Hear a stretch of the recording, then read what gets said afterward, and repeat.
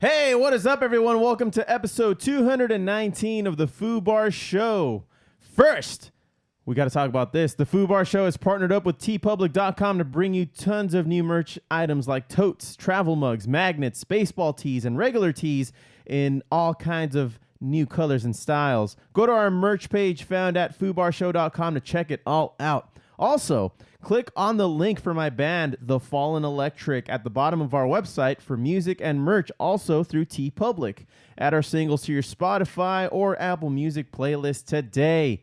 Lastly, ALF live events, man. Whether you'd like to host your next virtual event or you're ready to go live in person or given the times, Foos, in a socially responsible manner, ALF can help you do it right. They pride themselves in being masters of audio, visual, and lighting solutions. Most recently, Foos, they've become masters of virtual events and meetings, partnering with their clients to produce live events in a socially safe environment. Go to alflei.com to get their contact information. They can be contacted via phone call or email for any questions on how they can help you produce a flawless event. That's ALF Live Events at alflei.com. That's alflei.com. Now, without further ado, Foos, episode 219, here we go.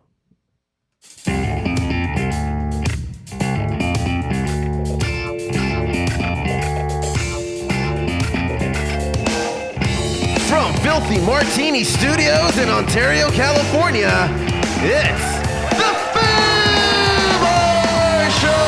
Hey, what is up, everyone? I am Josie. I'm Josh. And Steph. Thank you all very much for listening into the Foobar Show. Thank you for hitting subscribe, and remember to rate, review, and tell your friends like a champ. You can always reach us and check out our merch at foobarshow.com. That's fthebelow.show.com. And search F Show on YouTube, Twitch, Twitter, and Instagram. Check us out, drop us a line, and we'll foo it up like a couple of foos. Ain't that right, foos? Sure, Foo, sure. Yeah. On tap today, we are missing the foo. That is number one. We are sans foo for today, but it's okay, man, because we have plenty of show to talk about. We got on tap We're plenty of foo. Yeah. We got some Wandavision Easter eggs for this latest episode. We've got a joint report talking about New York and their weird rules up there. Weird. We got sports. We've got we also have a musical guest today, Josh. We talked. It's funny because we conducted that interview like a week and a half ago.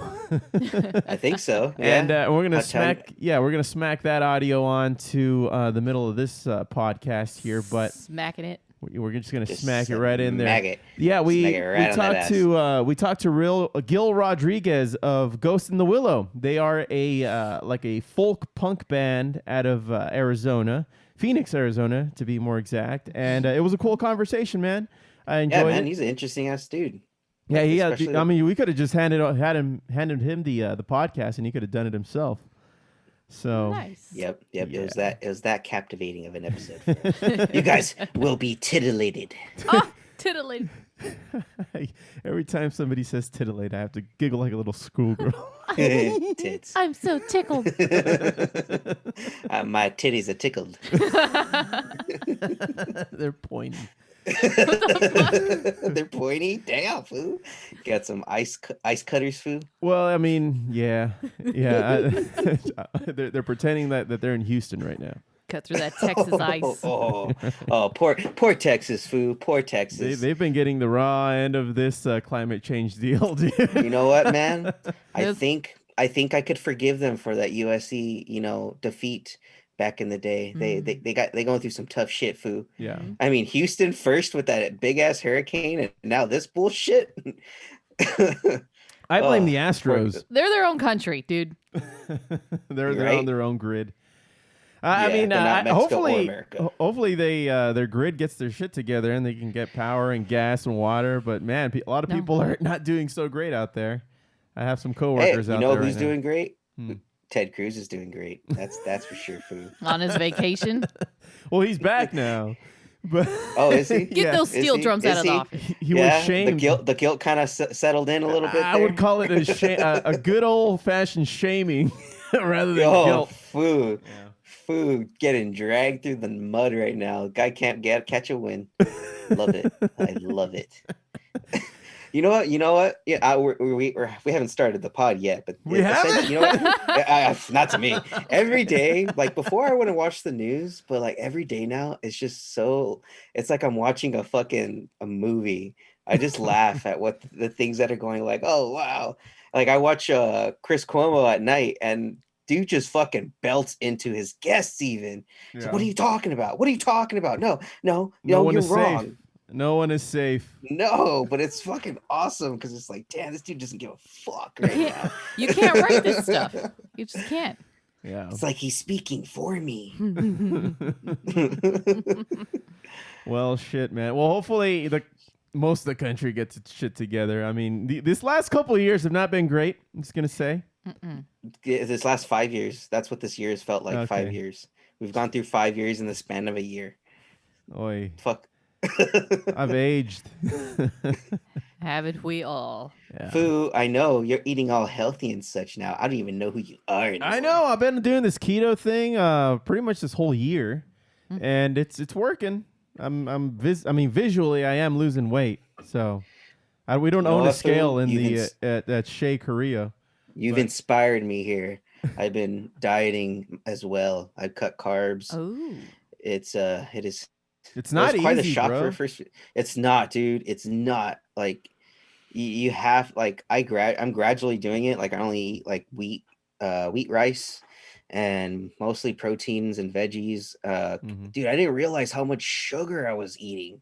It's in everything. It's in everything. Yeah. You got to be conscious about it. That's what's the hardest thing for me is, keto is pretty much low sugar, low or no grains, and all protein or mostly Just protein and fat. meat and vegetables. Yeah, that's a tough one. That's similar to like when I did that Dukan diet a few years ago, when it's just all protein and veggies, like no grains at all, and it like shocks your system for like a few days. Yeah. Like even a month. But hey man, that's like I said, Foo, you've inspired me. I need to start losing weight too. So let's have a weight challenge on the Foobar show. Foo, I challenge you. I know that the Foo won't win because he's on his pregnant wife's diet. Hey Foo, this may have the opposite effect on him. What? Maybe she does the pigging out and he does the losing of weight. What video Balances out. did he send us recently? The shrimp chocolate chip cookie. God, Cookie? no. I just That was like, oh my weird. God, what is he sending us? I don't know, man. It's probably one of those cravings that she's getting, and he's getting them too. Ugh. You pretty much bake a chocolate chip cookie with a shrimp on it. That's exactly what it was. It was gross. No, thank you. No, thank you, sir. Unless my shrimp are Costa Azul, no, thank you. No, it was just a raw shrimp that he baked with his cookie. Ugh. Yeah, that's all it was. Apparently, it's good, but I don't know. You gotta test it out, Foo, since you're on keto. Not down. I'm not. That's not a keto item. I can't eat cookies. But Foo, it's made out of almond oats or whatever the fuck the Foo said. No, that was his suggestion as to what I can do to make it, but I'm not gonna fuck with that, man. Yeah. But anyway, we got a lot to talk about today, and I figured this is we don't have a Foo to make fun of, so let's just get this going, shall we? See. All right.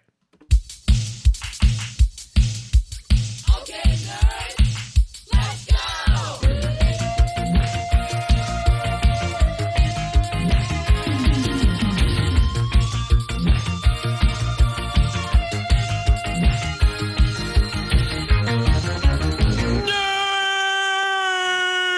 Geeking Out is brought to us by the 2021 Rick Rolls-Royce, the most dependable luxury vehicle on Earth. It'll never give you up. It'll never let you down. The 2021 Rick Rolls-Royce.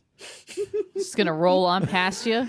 Damn, Foo, that's a pretty advanced Rickroll you just did on us right now. Thank you. You son of a bitch. Only here at the Foobar Show. Damn it, man. Now I have that damn song stuck in my head. Never gonna give you. You're up, welcome. Never gonna let you down. Well, Damn it, now I'm gonna have to hear it at some point. You son of a bitch. well, there you go. There you go. I hope you enjoy your day. Never gonna give, never gonna give. Never gonna give. So yesterday, for us, at least as we record this, WandaVision, this latest episode premiered, and as it has been in the last few episodes of the Foobar show, Steph, you got some Easter eggs for us, I right? do. It's And Mephisto. It's Mephisto. This whole thing is Mephisto. It's just an illusion. This show never even happened. Nothing is real. Aside from us shitting on each other through text, Nobody wins. Nobody, not even the people throwing out theories. Like MCU completely fucked us. They completely fucked us in several ways in this episode. You know what though? How often are we able? Before we get started, how often are we able to predict what Marvel does though?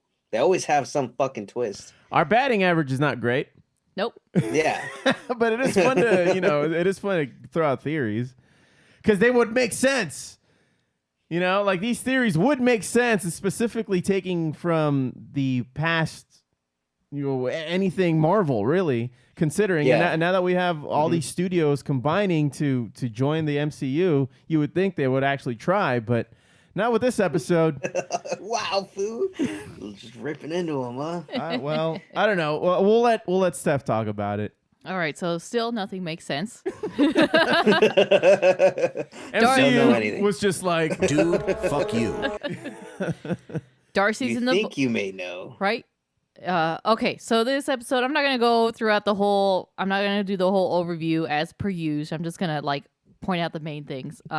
So this takes place pretty much the morning after the Halloween special.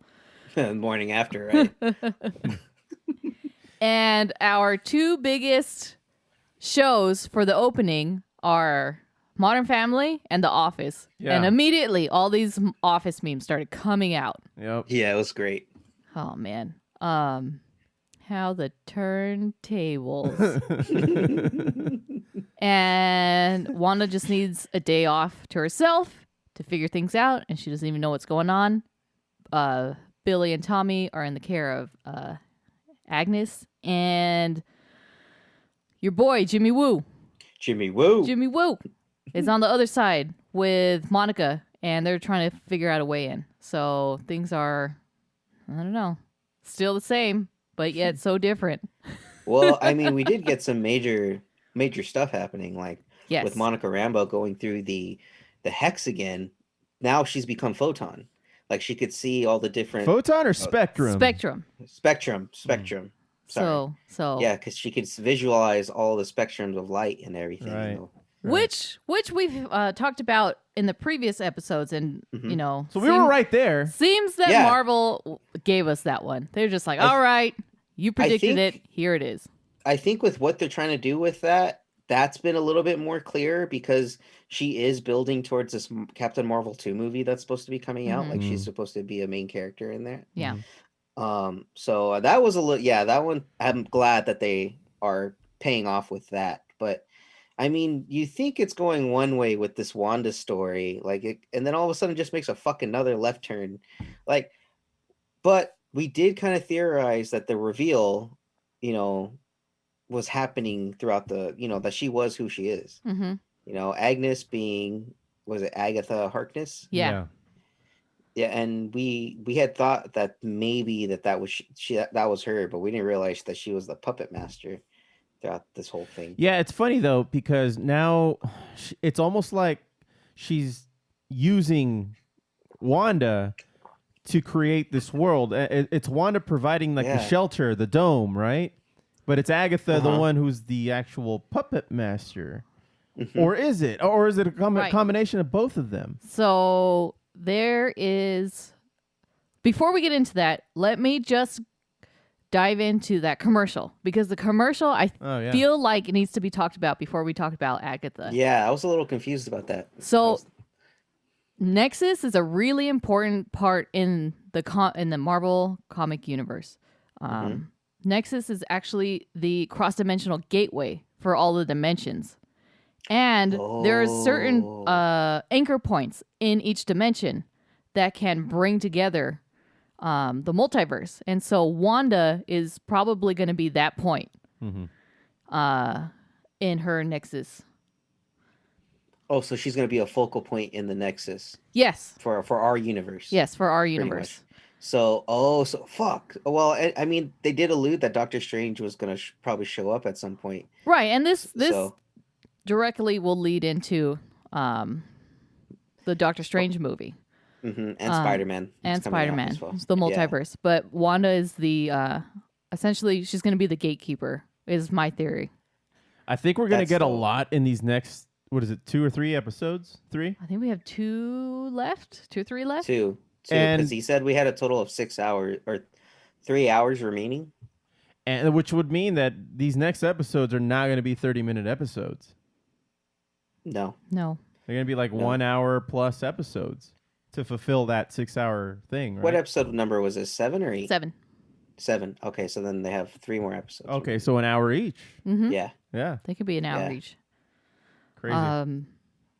So that commercial is just like, okay, what is Nexus? And so everybody started looking at it. I was like, oh my god, Nexus is a multi-dimensional gateway. Mhm.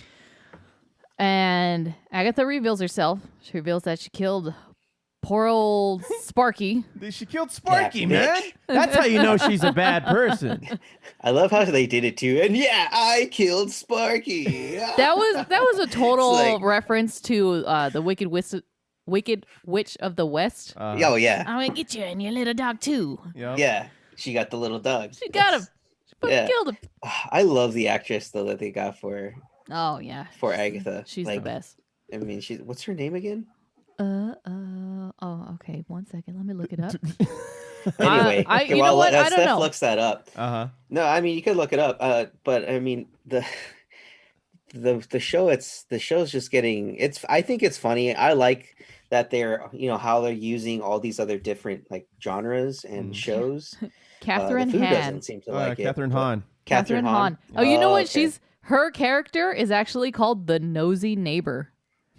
She's not even credited as Agatha. Well, not yet. Maybe it'll get updated on what is that supposed to be there? Google, IMDb. IMDb. Catherine Han. Yeah, I mean, I'm sure they didn't want to give anything away and put it on IMDb as Agatha. All right, Foos, do you want to hear my theories for what may happen?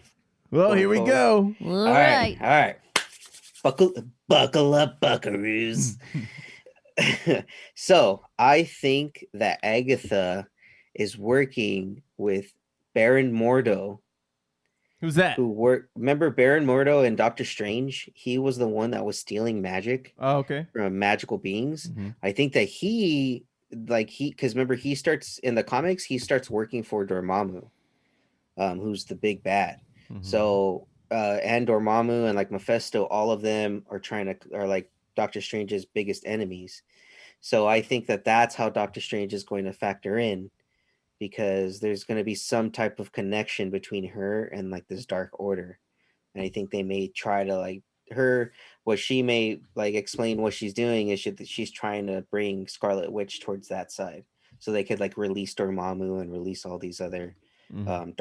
dark dimension type of monsters. Yeah. It's just fresh as fuck. The Foo seems to like it. I mean, that's a fresh take, Foo. Fresh. Can't get fresher. You heard it here. Get any fresher, Foo, you're gonna have to fucking call rape or something, because that's too fresh. Whoa, Oh, whoa, whoa. Hey, Too now. fresh. I'm saying, Foo, that's too fresh. Okay. I can see that theory happening. What I wanted to point out, in the basement, there's a book. Yes. That book, you've seen that book before. Yeah. If you've watched Agents of S.H.I.E.L.D., it's Oh, called yeah? The Dark Hold. And it's an old book. It has like Elvish script, Druid script, and it actually, That was during the Ghost Rider arc, right? yeah. Yeah. Yeah, and Yeah. and then at some point, like in the Ghost Rider arc, it gets transferred to another dimension. I forgot what happened, but he takes it some other place. Anyway, the Dark Hold is also used by an elder god called Cathan. And Cathan actually in the comics marks Wanda as a potential vessel for him to return to Earth. And that's why she has ties to her chaotic power.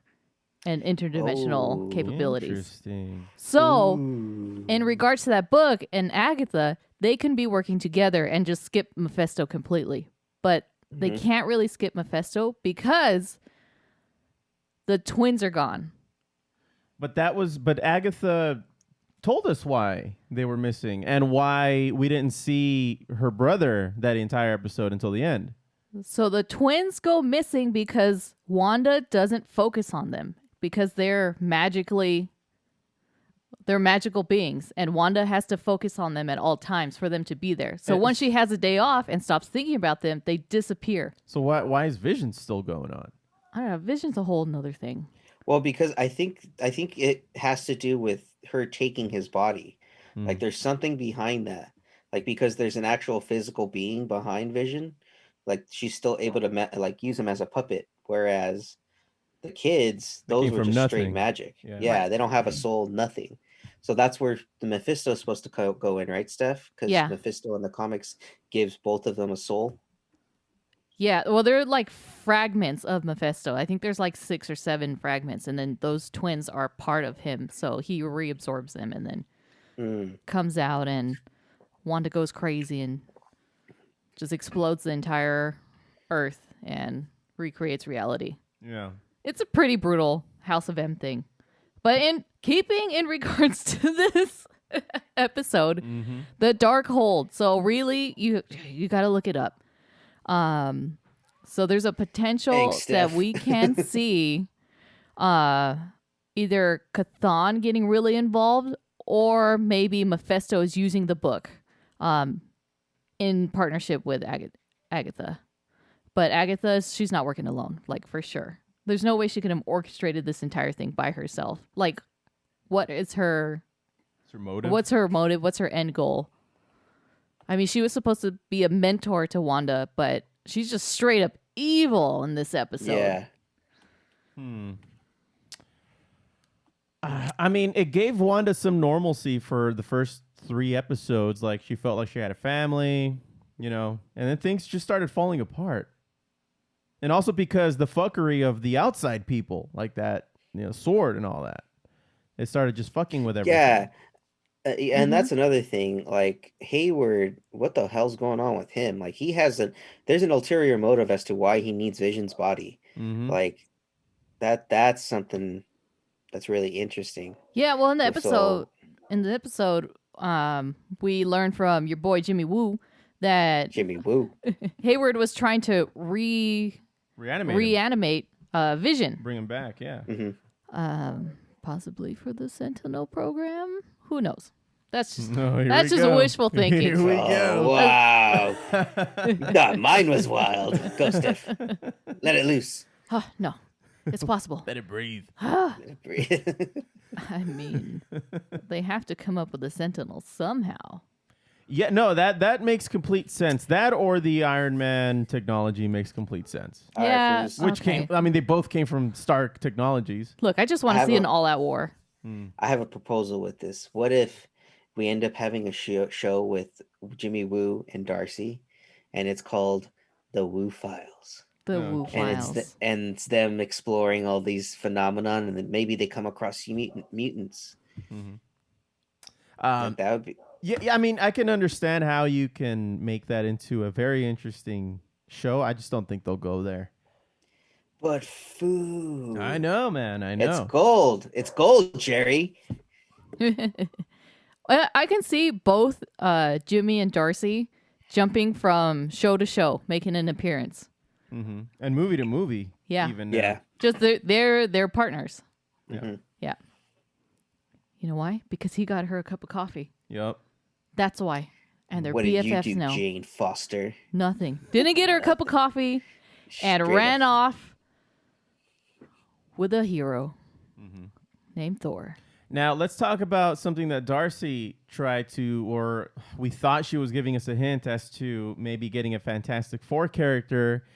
And here's the big middle finger that we got from this latest episode. Was the engineer, right? We all thought it was going to be fucking John Krasinski coming out. And no, it was just some lady in camo That's that provides Goodner? them with the tank to try to get through.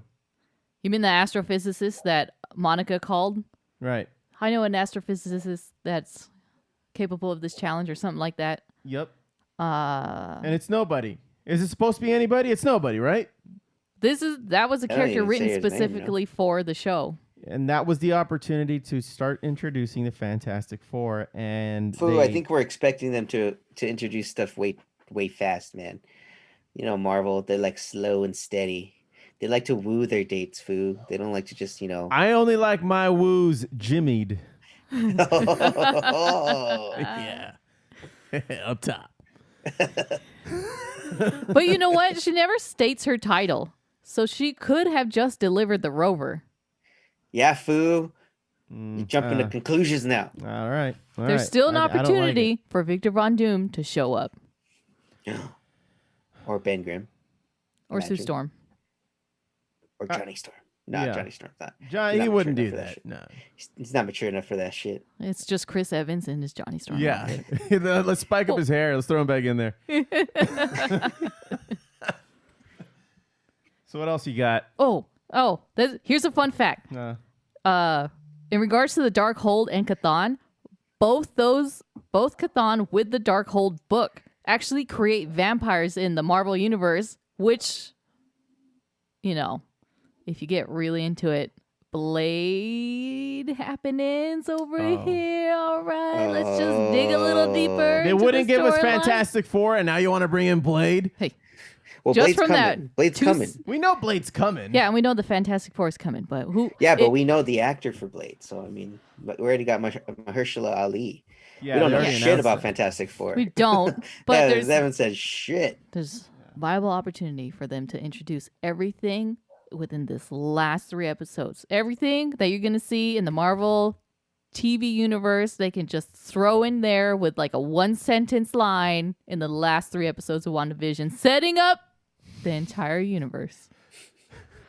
I saw a meme earlier this week that says that it would be dope if they introduced one of the Fantastic Four by adding John Krasinski in Vision's office and calling him Jim Halpert. Dang. It's just Jim. It's just Jim. That'd be funny if they did it That'd be like pretty that. great. That'd be pretty great. I mean, they did a reference of The Office with with how they did the intro. Mhm. So Oh, did you it notice? would have been a nod Okay. to it. Well, a lot of people didn't notice. I actually had to look this up online in the intro spoilers. But Stan Lee's birthday is on one of the license plates. Yes, I did see that online. Yeah. Yeah, well, pretty interesting. Birthday, He's little he's nod to everywhere. Stan Lee. Watch. Yeah, nice. He is forever one of the Watchers.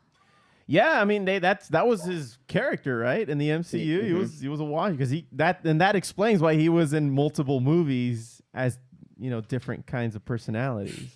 Yeah, what was his line? And then this time I was a FedEx guy. Yeah. And I said, Tony Stank. Oh, Stan. Miss you, Stan. Will be R.I.P. missed, Stan. or it has been missed. So moving, are we done with WandaVision, Foos? Well, I wanted to just point out that I really liked how they're fucking with the aspect ratios depending on what you're watching in WandaVision. Whether you're inside or outside of the hex has been very tasteful, in my opinion. You've been really good at noticing that because I haven't noticed that. It happened in the last episode, in this most recent one, where they were in the hex at like the MCU ratio, and then it filled up my HD screen when they were outside. with Sword. So I thought that was pretty cool. Like they're differentiating what's in the hex as like a movie, and with what's outside, which I think is pretty cool. And speaking of aspect ratios, Josh, I don't know if this is something that you were going to talk about, but the new sources, and we all saw the new trailer, but there's a source at IGN.com that has recently described that the reason the trailer that we saw for the new Justice League movie was going to be a boxy kind of aspect ratio, a 1.33 by 1, which is, if you do the math, pretty much a 4 by 3 ratio, like the old time TVs that we used to owned back in the day.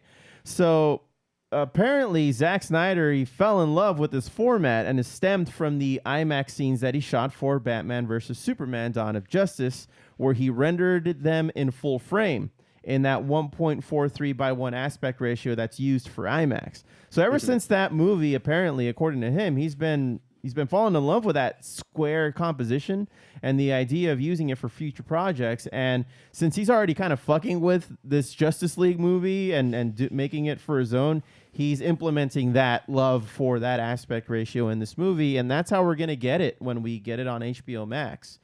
And obviously he's discussed this before, and at JusticeCon back in July of 2020, he explained how he intended to shoot all of Justice League in this aspect ratio, and he wanted to fill up that IMAX screen as much as he could with this entire, like the entire runtime of this movie with this aspect ratio. So pretty much what he said during that interview was, my intent was to have the movie, the entire film, play in a gigantic 1:43 aspect ratio on a giant IMAX screen. Superheroes tend to be as figures, as they tend to be less horizontal.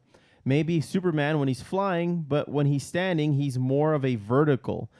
Everything is composed and shot that way, and a lot of the restoration is sort of trying to put that back, put these big squares back. It's completely different aesthetic. It's just got a different quality, and it's one that is unusual. No one's doing that. And he said that before Wandavision started doing their thing. But it is something that a lot of, like that 4:3 ratio, it's kind of like we did away with it once HD and HDTV started coming into. Yeah, we started going more wider. Yeah. Like everything just started widening out a little bit more. And so this is conscious in directors of photography's minds when they're shooting something. They're shooting it in a horizontal way. But he brings up a good point. We've lost all that vertical.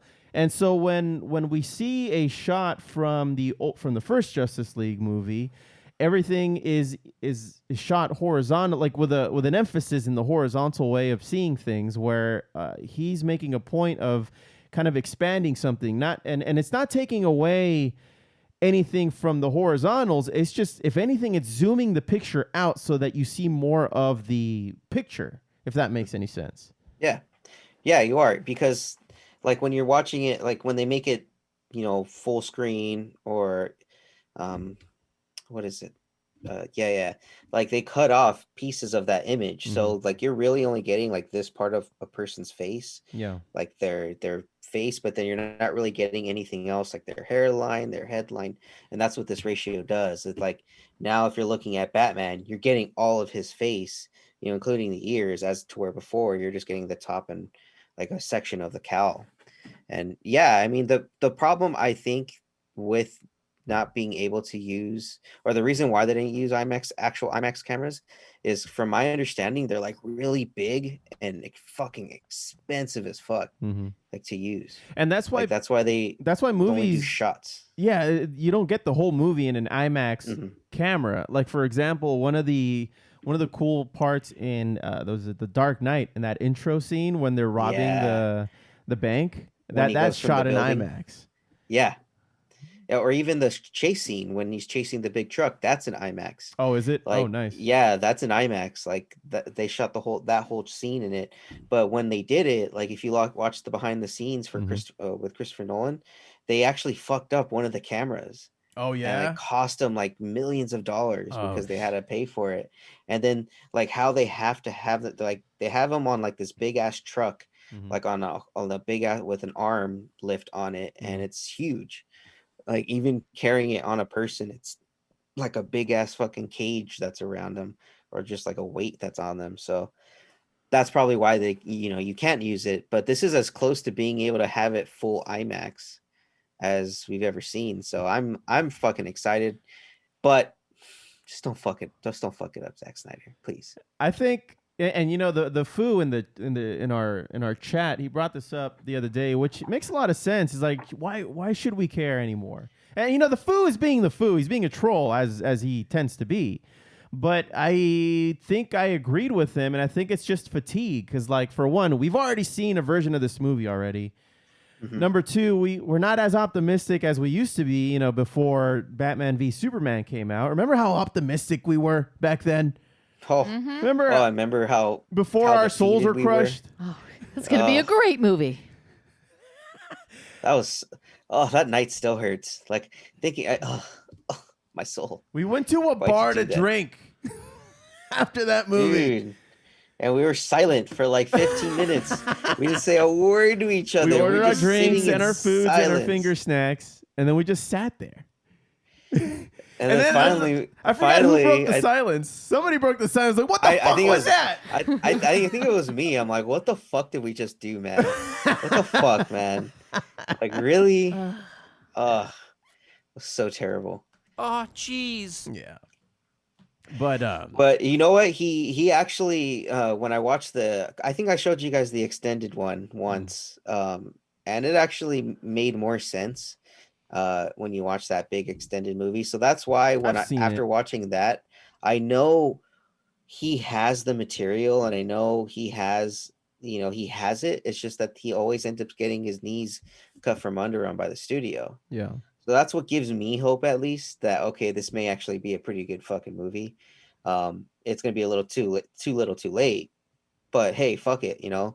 Blade Runner uncut, that uncut movie is way better than the original cut. Is it There's movies. the new one or the old one? The old one. Remember, Oh. there's two cuts of the old one. There's Blade Runner that was originally released, Mhm. and then there's the Ridley Scott cut, I think. Mhm. Where it's like the full uncut version and it's completely different.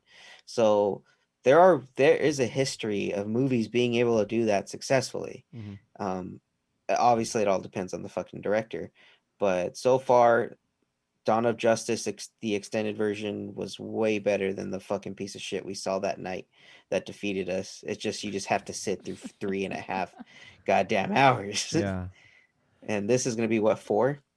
Yeah, it's gonna be 4 hours. Remember, originally it was gonna be 4 episodes on HBO Max, and then Snyder's like, "Nah, it's a one big piece. Use a fast forward button if you don't like it." Yeah, or there's pause. there's a pause button after all. Take an intermission after 2 hours, people. Yeah, if you gotta pee. Yeah, Y'all saw The Irishman. You Yep. can get through Yeah. this movie. we did the How same long was thing that through movie? too. About the same? It's 4 hours. 4 hours, Oh, yeah. Yeah. So it's gonna be the same thing. That was a good movie. I liked it. Yeah, I Just- thought it was good. yeah. Not his best work, but it was good.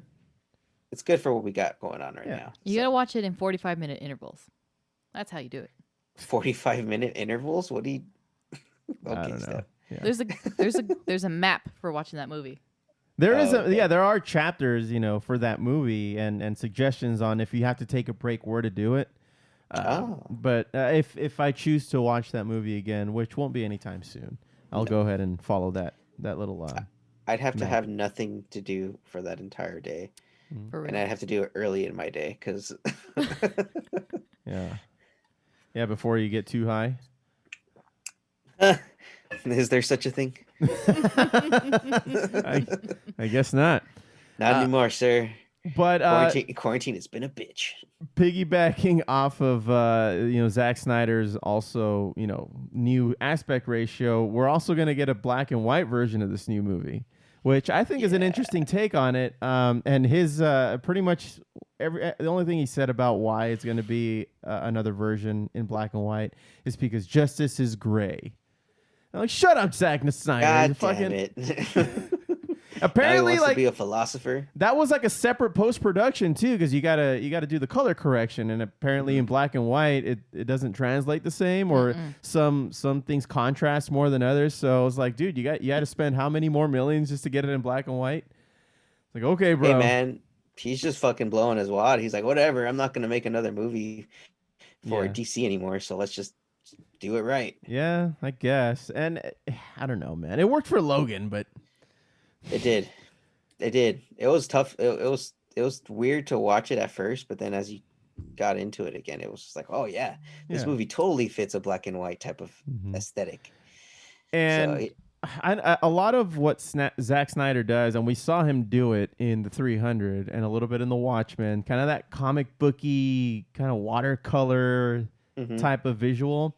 And tinting. He's almost taking that away with just doing black and white. Yeah, and that yeah, with his type of style, yeah, I don't know. It's gonna be intriguing, man. Mhm. I mean, we'll see. Yeah. We'll see what happens, Foo. Are you gonna watch both versions, the color and black and white? Oh yeah, definitely. I'll probably watch the color version first and then Mhm.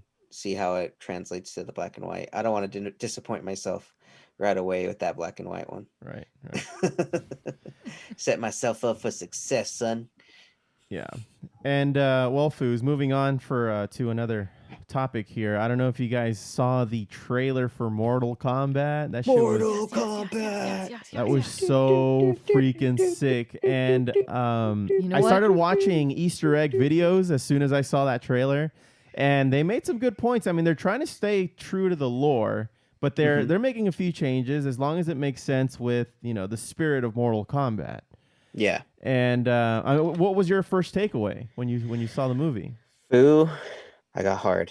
It Steph? Steph? Well- I'm Yeah. asking Steph. Well, look. oh. All right. For fuck's sake. How do I follow that? I wanted to start spelling everything with a K, Yeah. Yeah. Yeah. and then I just wanted to fucking Sub-Zero somebody and Take their arms out? just take their arms out. All right. Finish it. That was great. That was great. You know, let's break down the fucking trailer. You know, I've seen it so many times now. It's like I cannot wait for this movie to come out. Like, it opens with obviously Sonya Blade, you know, talking to this new character, Mhm. Cole Young, you know, telling him how they first encountered, you know, heard about this in Brazil looking for a fugitive, and the fugitive turns out to be Sub-Zero, Mhm. and that he has superpowers. And you see him with Jax firing, and he slows that bullet down with the ice. Yep. That was so great. And then that fatality where he breaks his arms, freezes him, like just like the game. And apparently this is a new way that Jax is going to lose his arms. He's lost them to different other characters before. Correct. But they're rewriting it to fit this narrative, and I think it works, man. I Mhm. mean, what better way to give Jax a fatality, and that's how he gets his metal arms later. Yeah, like that's the best way to set him up to have his metal arms during the tournament. Mm-hmm. And dude, it was so great, especially the way Sub-Zero looks. He looks very much like the game. Mm-hmm. And then, you know, you go in, you meet Cole, you meet Sonya, you meet Kano, which was dope. And it Fuck seems yeah, like they're bringing Kano Kano in. seems like he's gonna be like a double agent kind of thing. Well, and they kept his like tongue-in-cheek kind of dickish sense Yeah. of humor like the last original movie. Yes, exactly. That's how he is in the game. I Like know. that's perfect. That's Mhm. perfect. They got this guy to be, you know, this guy who's playing him seems like a perfect fit. And then they cut away to different scenes. You see Raiden, you see Liu Kang and Kung Lao Mhm. from the original game. And then we finally get to see Scorpion in his old version as he's the, you know, Right. before he's killed by Sub-Zero, Mhm. you know, fighting in feudal Japan. And then we see their fucking fight towards the end when they're fighting, and you hear him say, "Get over here." Yeah. he pulls them up. Dude, It's going to be dope. it's gonna be dope, man. Visually, it's going to be dope. I think it's going to be as close to the games as we've ever seen. It's A lot of people are already saying it's gonna be the best video game adaptation movie. You mean it's ever. not Mario Brothers with John Leguizamo? You know, I saw that recently. I was tripping Why balls, would you dude. That's a do that? trippy ass movie. They fucked with that Too much. too much, dude. Too much, man. Way Koopa too much. Troopas Yeah, they in a just, trench coat Tiny- with a tiny Tiny head. ass head, dude. dude. So- Oh my when they're God. dancing in the elevator, it's so Yeah. dumb. It's so just dumb. it's all dumb. It's all Oh dumb. god. Oh And King god. Koopa, No. he's like, he doesn't even. Nah, it just makes me mad. It just makes me mad. Well, we see Prince Goro too. We see Goro in Oh, in right. the movie. Mhm. We see a couple of fatalities, like Kano busting his arm into Reptile's chest, Yeah. and he pulls out his heart. So we all know Reptile doesn't make it. Yeah, we He know Reptile never doesn't makes make it it. now. We saw Sonya Blade use her wrist rings, like in the game, Mhm. like her wrist rings to what seems like kill Melina. Mhm. Like you could see like it go through her chest. And you know what? Man? Sorry to interrupt, but speaking of Reptile, doesn't he come back looking like you know how like Sub-Zero is blue? There's different Scorpion is iterations yellow? of him. Yeah. When he first released in the game, obviously he was the first ever secret character. Yeah. In Mortal Kombat, and he was just a palette change. Like they admitted, he was just a palette change. He just made him green, right? Yeah. Sub-Zero. Yeah, they just made him green. But what's to say he doesn't come back later looking like that? Well, no, then there's nothing that doesn't say that, because he changes throughout history. Like there are some where he looks more like Sub-Zero, but he still has that like lizard snout. There are others where he's like in this movie where he's just a lizard, like almost like a big lizard monster. But what I'm saying is that if they choose to bring him back, that would be a way to do it. They may, because remember, there's like multiple at one point in that second movie. Like you see a bunch of different reptiles. Right. Oh, okay, that's right. Yeah, so they may have a different version of it. I mean, I wouldn't put it past it. Or just get another guy from a species and yeah, just another reptile. Yeah. It's like a gearhead. yeah. My race is gearhead. I have a name. Yeah, it could be that. Yeah. Did you guys see that it was a very quick Easter egg though of what looked like another Sub-Zero, but he was smoky. It was not Smoke.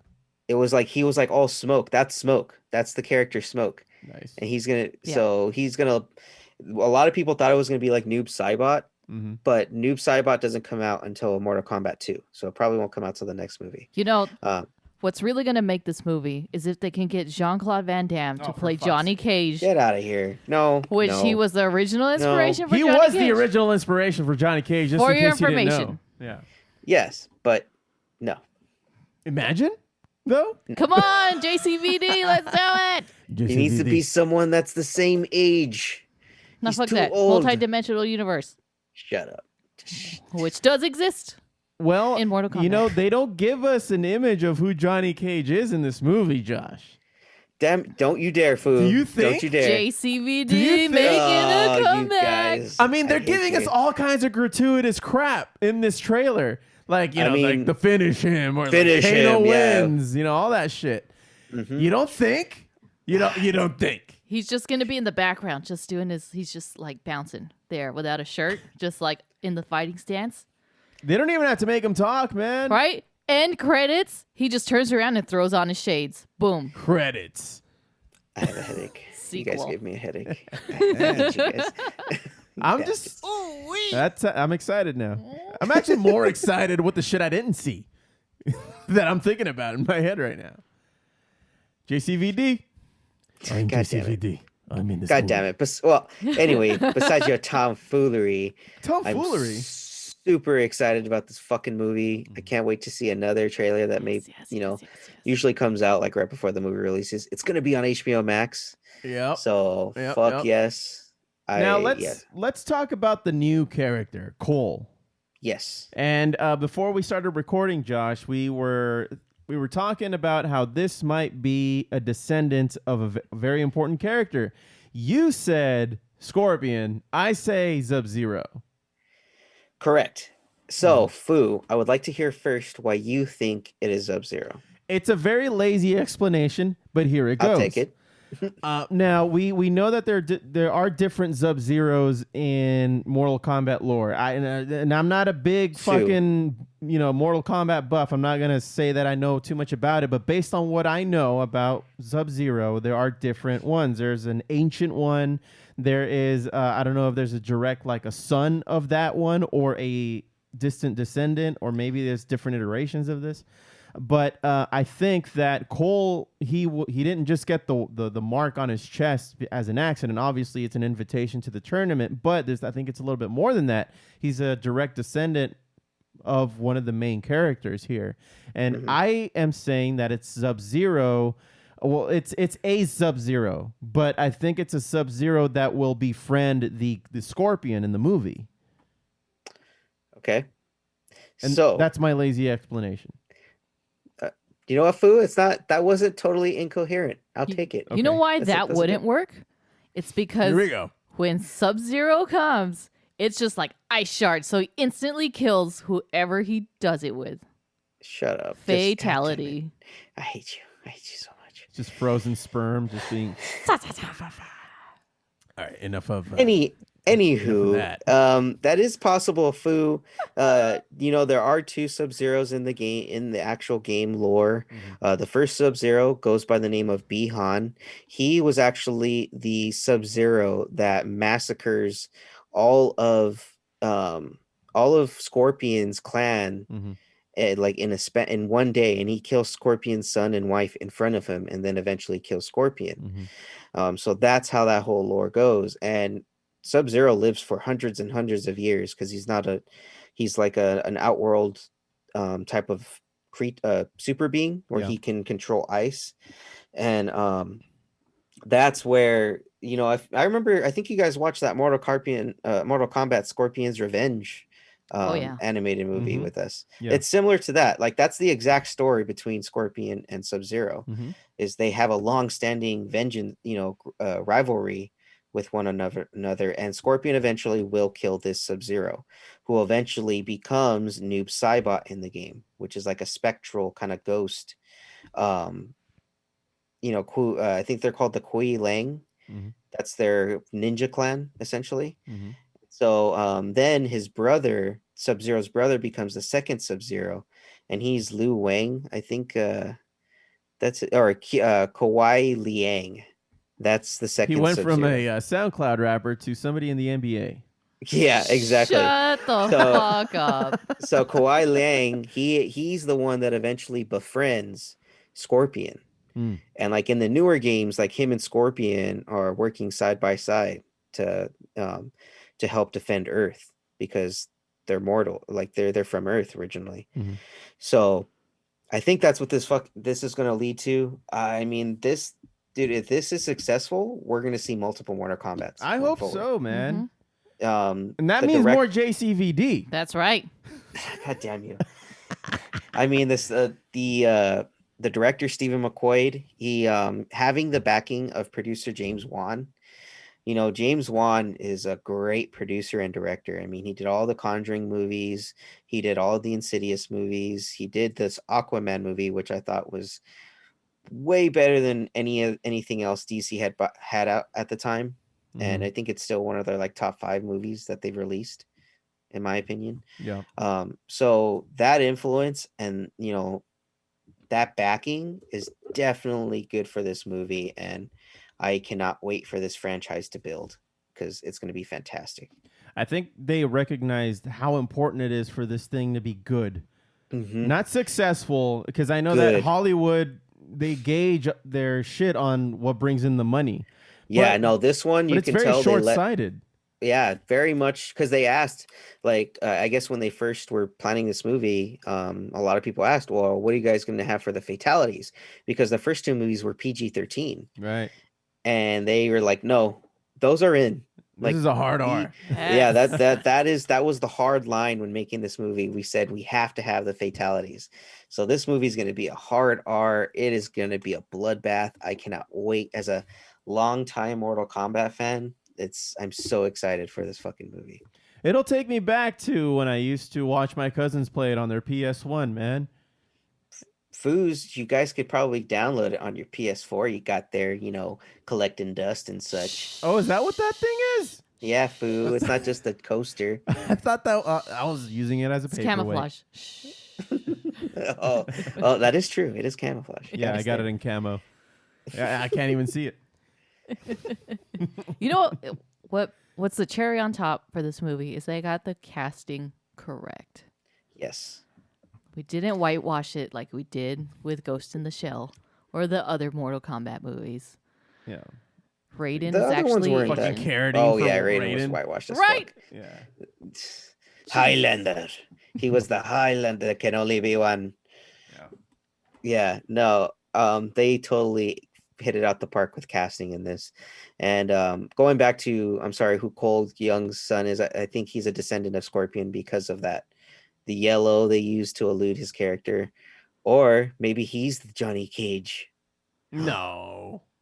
They would they would call him Johnny Cage. You don't What if think? that's his alias when he goes into the fucking tournament, son? No, Johnny Cage is he's a douchebag. Yeah, this I guy didn't look like a mean- douchebag to me, and he's not an actor. Yeah, he's That's all true. Johnny He's an Cage MMA fighter. Yeah, is about Johnny Cage.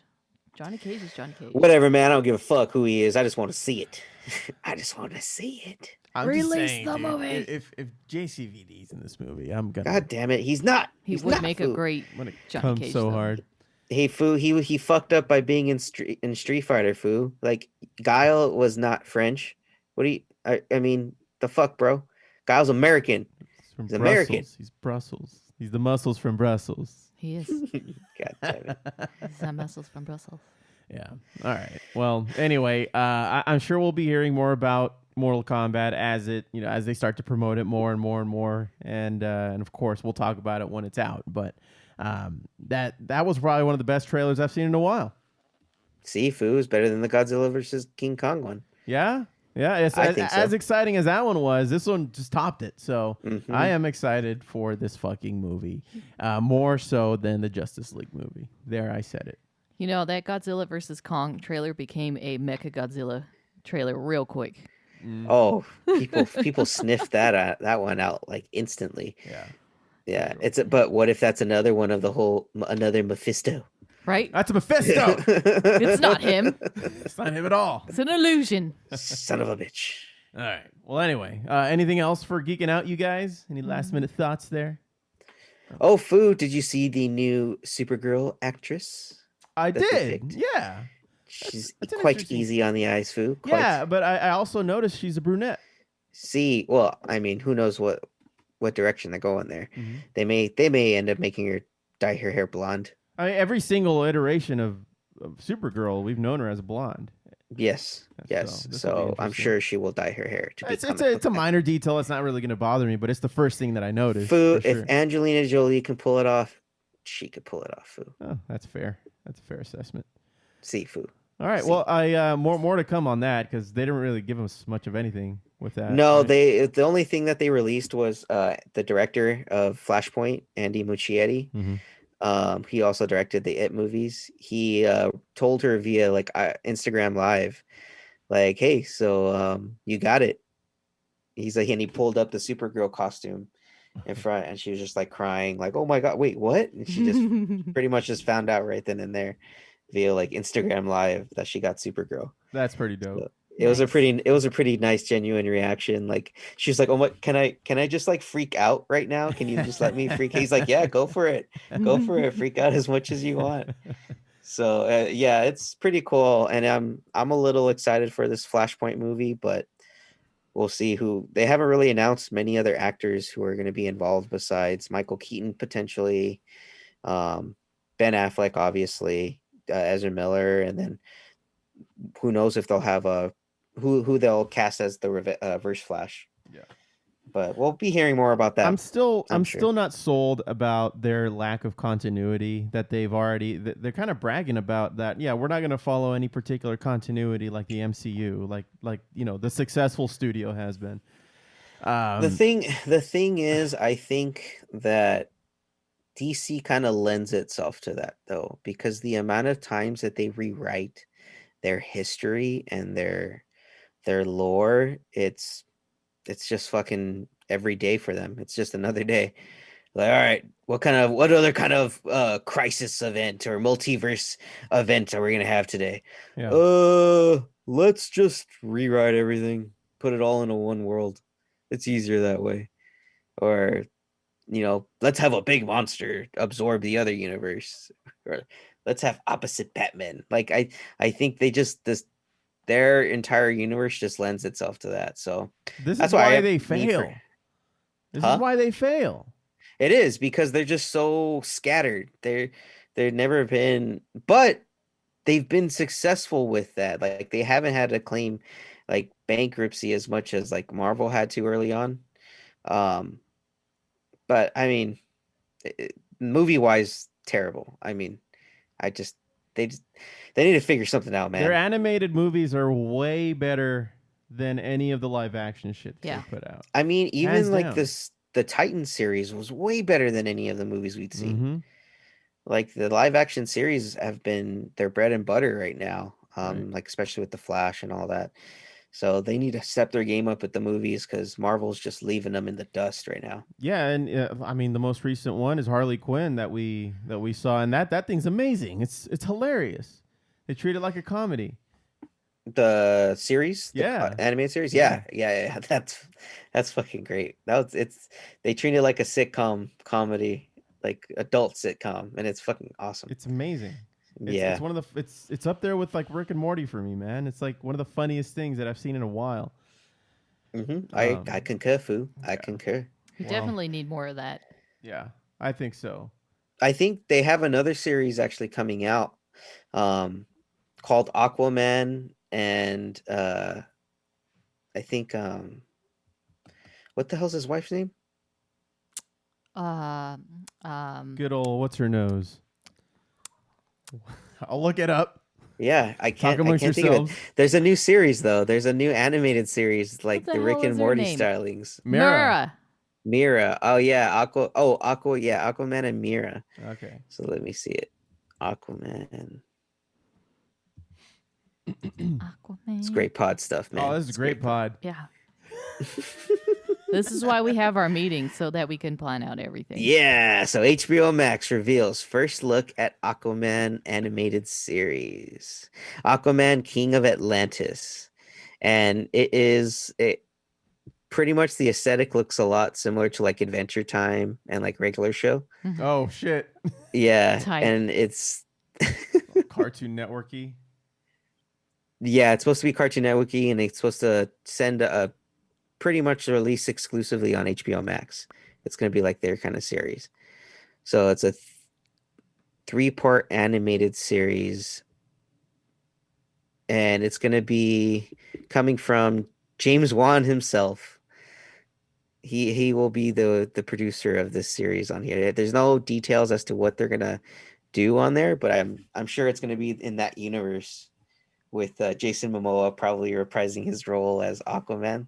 That would be great. Jason Momoa needs to come back and voice over for Aquaman. That would be dope. I'm sure he will. Oh!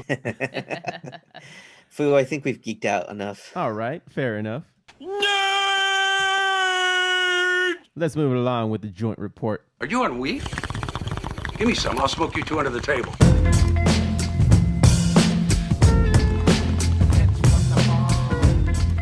The joint report is brought to us by the new THC PAP machine.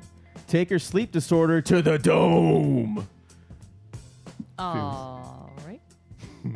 Pap machine. The fuck? CPAP machine. THC PAP machine, that is.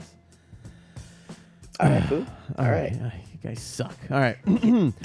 For today, I wanted to shed light on the New York cannabis legalization. They've had legal medical cannabis since 2014, if I'm not mistaken. And that was something that Andrew Cuomo, the current governor, declared back then. But while he was making that legal, he also declared that the actual act of smoking is bad for you.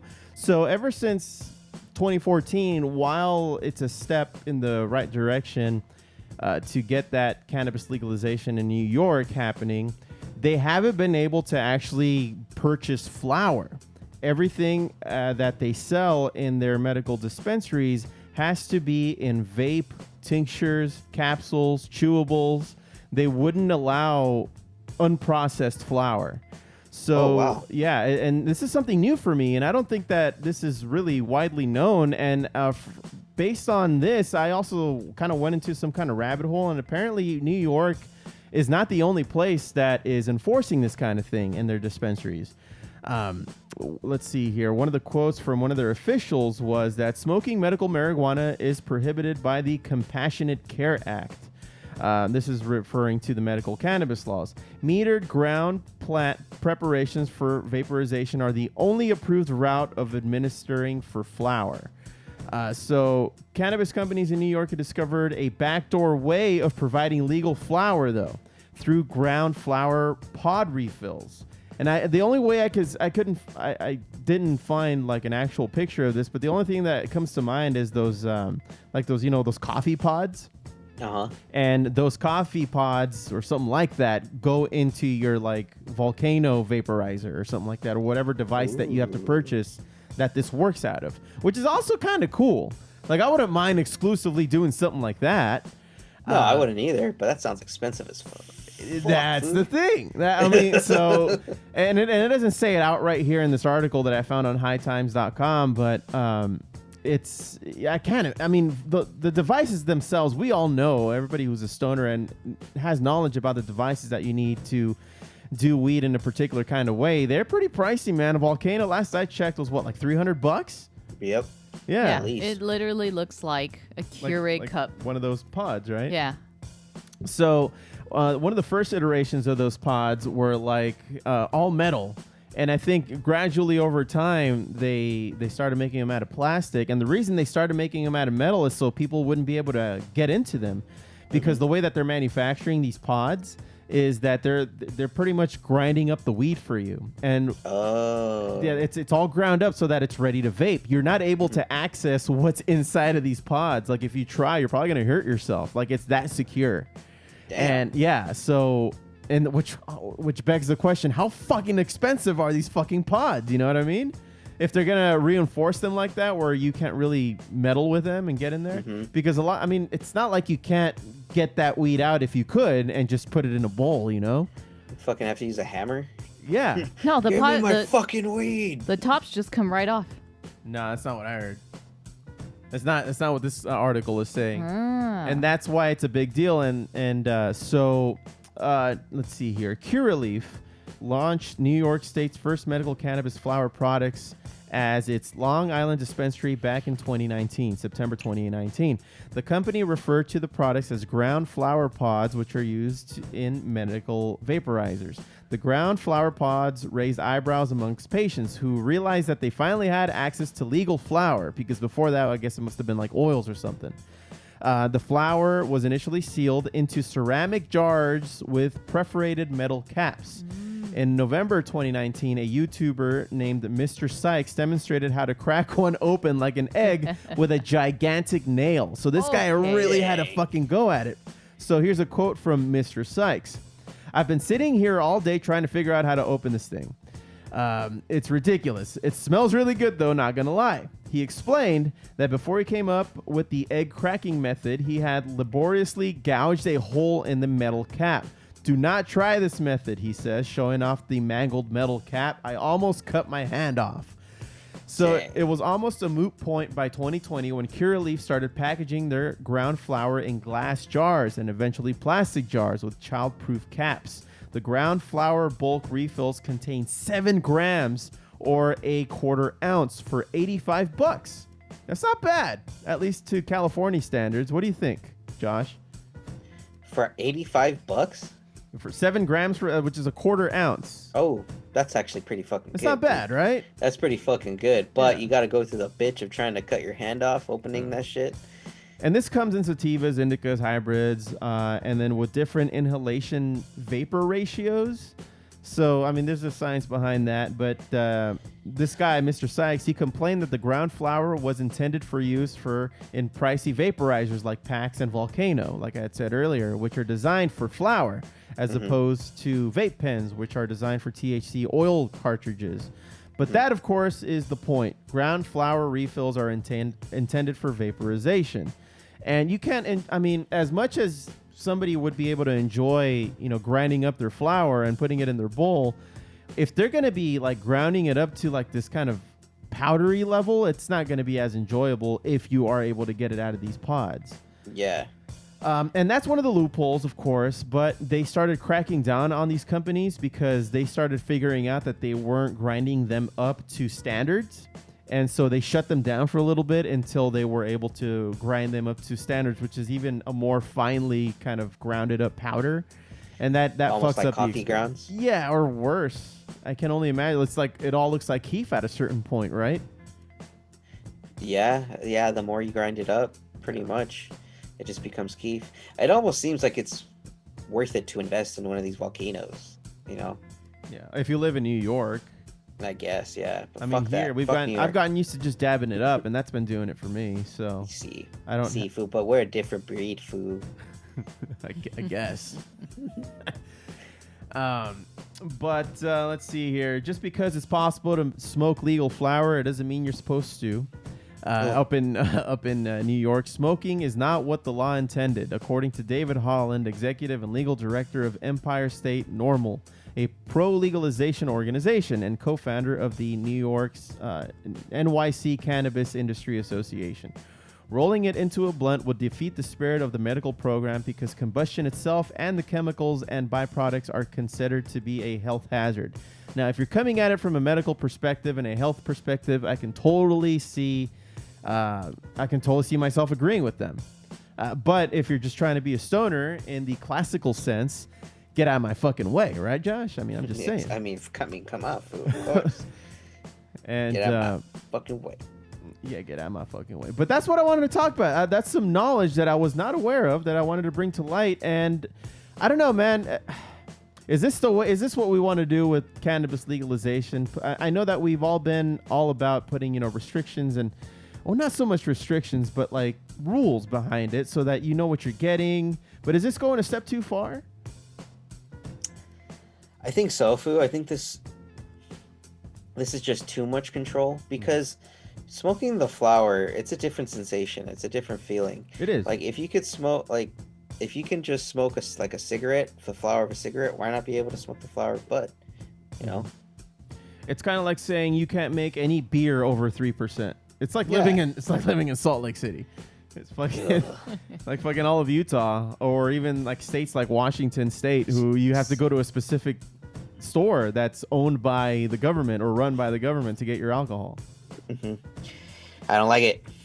I don't like it, Foo. I don't know. I can see where they're coming from. Where I can be like, all right, from a health perspective, if it's only legal for medical purposes and not recreational, I get it. But I guess it's going to take for them to take that next step and legalize it for recreational use to open it up so that it's not just in this kind of vapor approved form. They'll catch up eventually, Foo. They'll catch up. Yeah. Well, I think that's going to do it for the Joint Report. See. Smoke weed every day. And you got some sports for us today, Josh? See.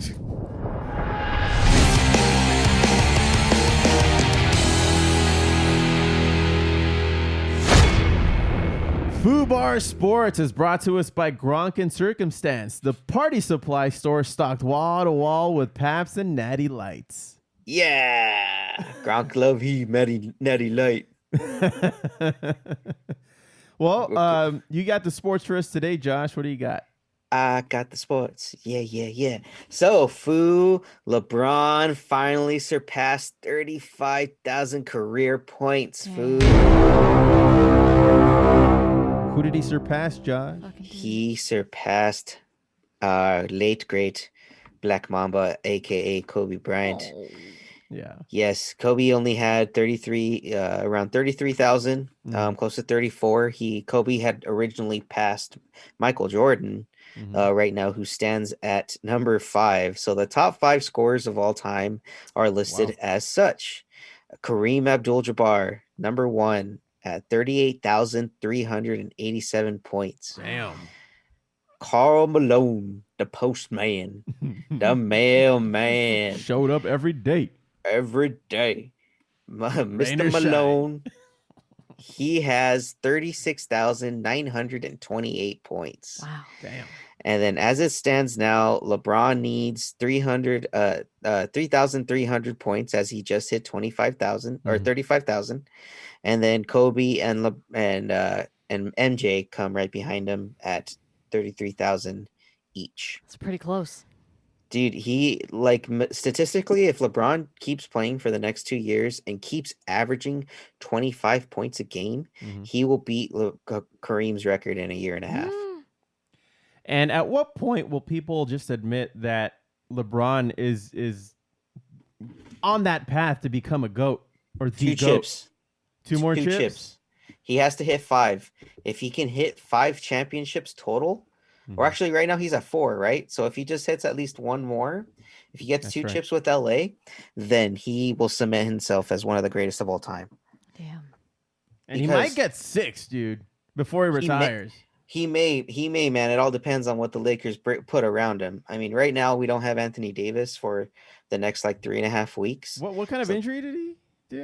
So it was his calf and like Oh, Achilles. that's right. Uh-huh. So it's like he has a calf strain right now. So they're just resting him, and they were kind of being cautious with him before because they just rather have him during the playoffs anyway.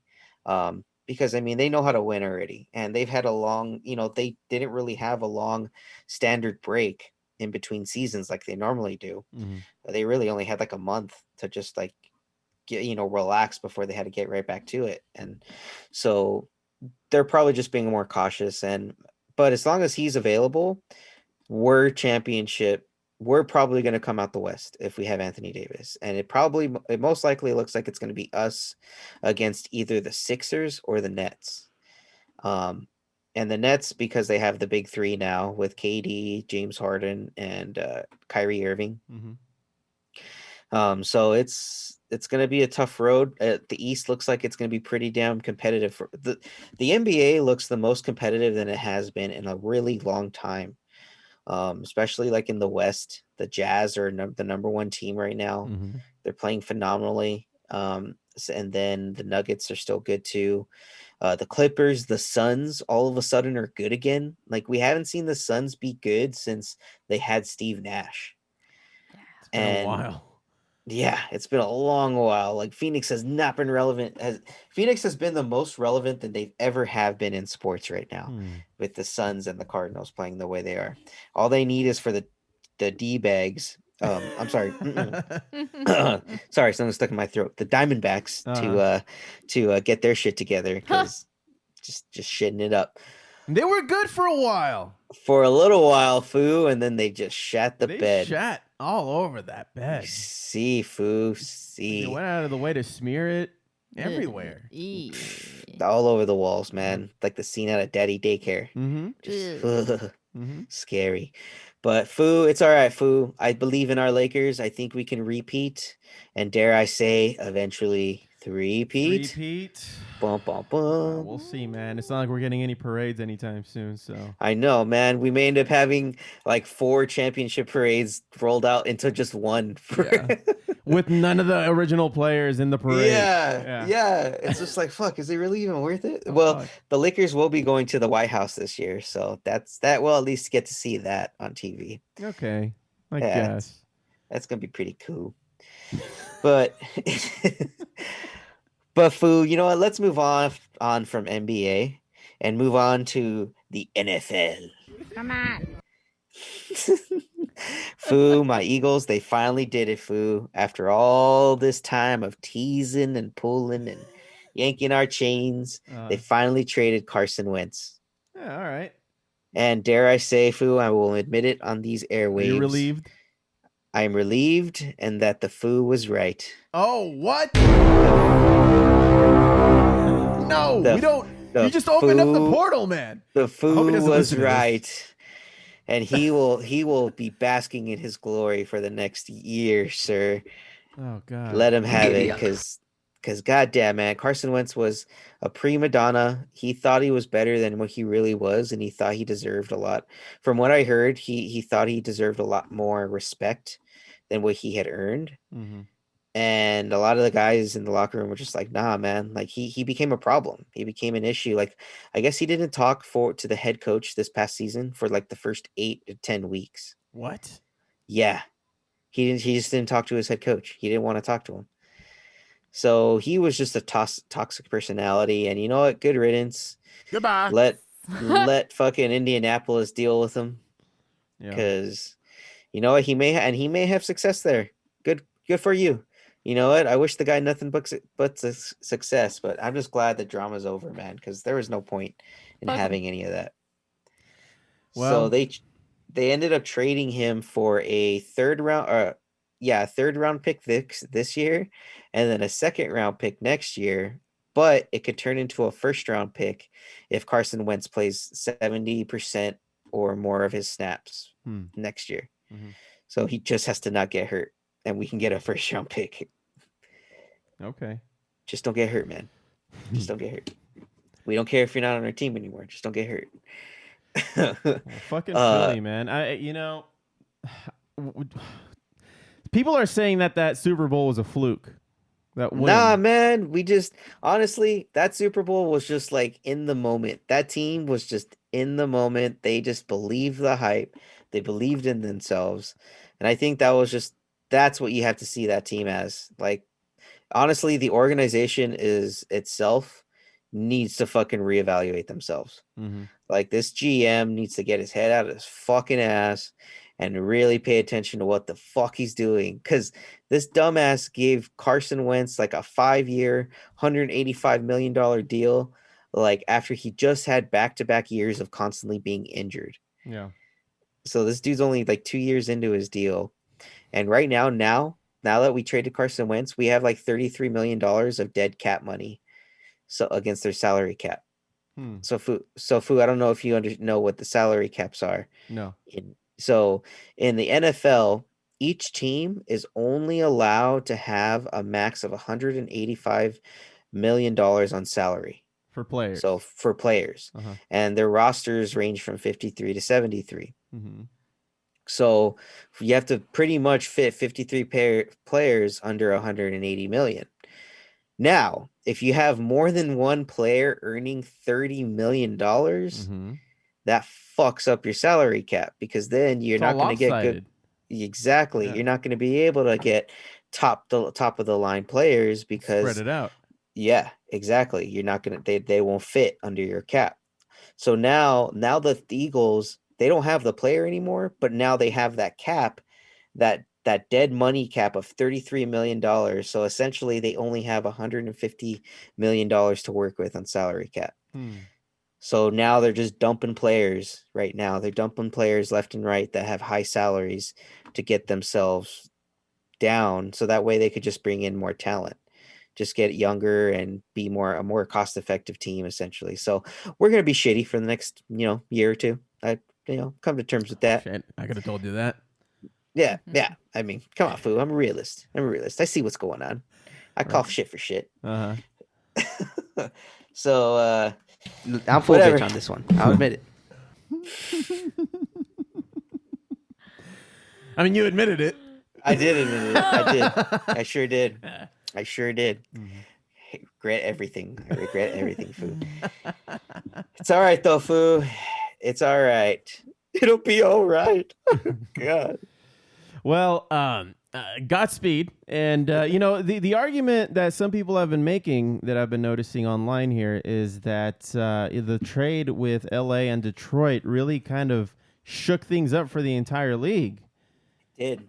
They were not expecting quarterbacks haven't moved this much in a long time. You haven't seen quarterbacks shifting teams so quickly. Like now, Jared Goff's on the Lions. Matt Stafford's on your little Rams, your little sheep, Foo. Hey, what the fuck? And then now Carson Wentz is on the Colts. Who the fuck knows who the Eagles are going to get? And then Deshaun Watson is still in limbo in Houston. Not only is he in the fucking freezing cold, he has no idea what team he's going to be playing. So he's just having a bad year.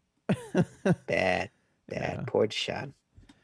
Well, poor Deshaun. Well, I'm excited for the Rams, man. I bet you are, Foo. I bet you are. But you know what? It's a better quarterback. That's what you guys think. What makes you say otherwise? I mean, Foo. Matthew Stafford once had Ndamukong Suh and Calvin Johnson on his team. Mm-hmm. Those two are arguably one of the greatest at each of their positions, and he still didn't do shit. He still couldn't scrape out an 8-8 record. So, hey, I mean, maybe he's wiser for that experience, though. We'll see, Foo. We'll see. I'll wait to see what you guys do in free agency. Then we'll talk. All right, we'll see. What else you got? All right, Foo. Well, Foo, we're going to baseball now. All right. Because we're a well-rounded fucking podcast. That's what that's what we are. That's what I'm saying. Fuck we are. Motherfucker. Baseball. Shit.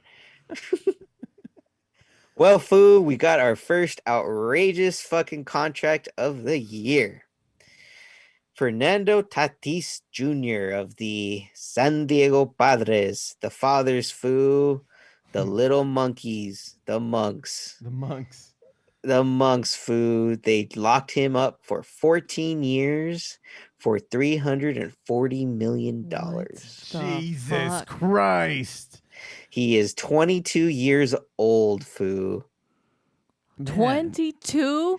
22 years old. The most outrageous contract for such a young fucking player, Foo.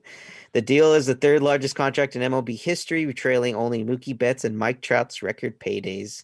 Obviously, to our MVP World Series champions, the Padres must really believe that Tatis can match up to the likes of Betts and Trout's, Foo. Well, Trout, it's funny that Trout gets brought up in conversations like this because, statistically, he's the greatest player in baseball right now. But the fact that he has 0 championships with the Angels, he's the fucking Mickey Mantle of our generation. He is, Foo. He totally is, because he's breaking records left and right. What a waste of talent. That's the Angels, Foo. That's what happens in Anaheim. Oh, okay. You just waste just fucking time. Mm-hmm. Anyway, Foo. Mike Trout. Mike Trout just needs to get out of Anaheim.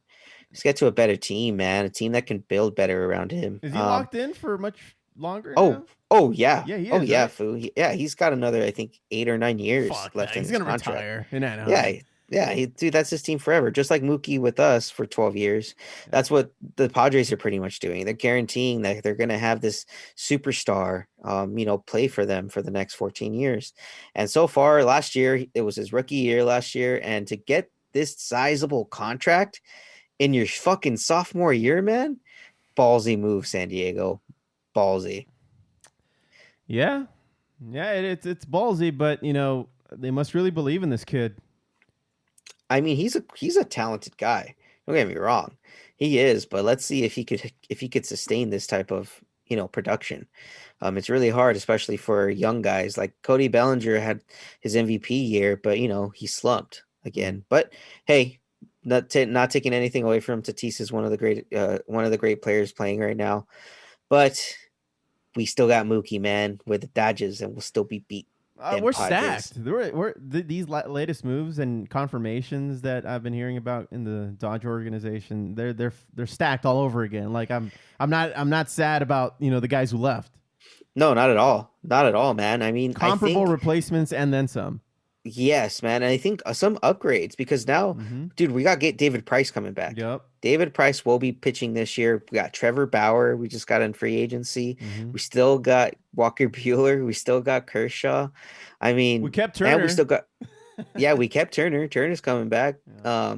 Urias is going to come back even better. So I mean, we just upgraded, man. And I think they definitely saw what the Padres are doing, seeing how they got Blake Snell Blake Snell. They got Yu Darvish. They're loading up. The Padres really are trying to come at us. And what's your feeling with Machado being in that mix, man? Remember Machado? Remember when he was a Dodger? I hated him. I'm like, why is this guy on our team? I hated him so much. Foo, he is from our famed first podcast with the Soaring Blackbirds. Remember how much we were shitting on him throughout watching that game while recording that podcast? That was the boy Machado. We were promoting Soaring Blackbirds as much as we were shitting on Machado that fucking episode. They went hand in hand, Foo. Yeah. They go hand in hand. It's almost like we should have titled it differently. Foo, but you know what? Going to a game like we did that not last year, but the previous year in San Diego, I would, if they have fans this year, which the MLB said they may have fans, they may just are waiting for more vaccines to go out there. Right. I would love to go to fucking San Diego and see them, Foo. It's a nice stadium too. It is. Yeah. It is, and the food they got there is so good. So good. I miss good food.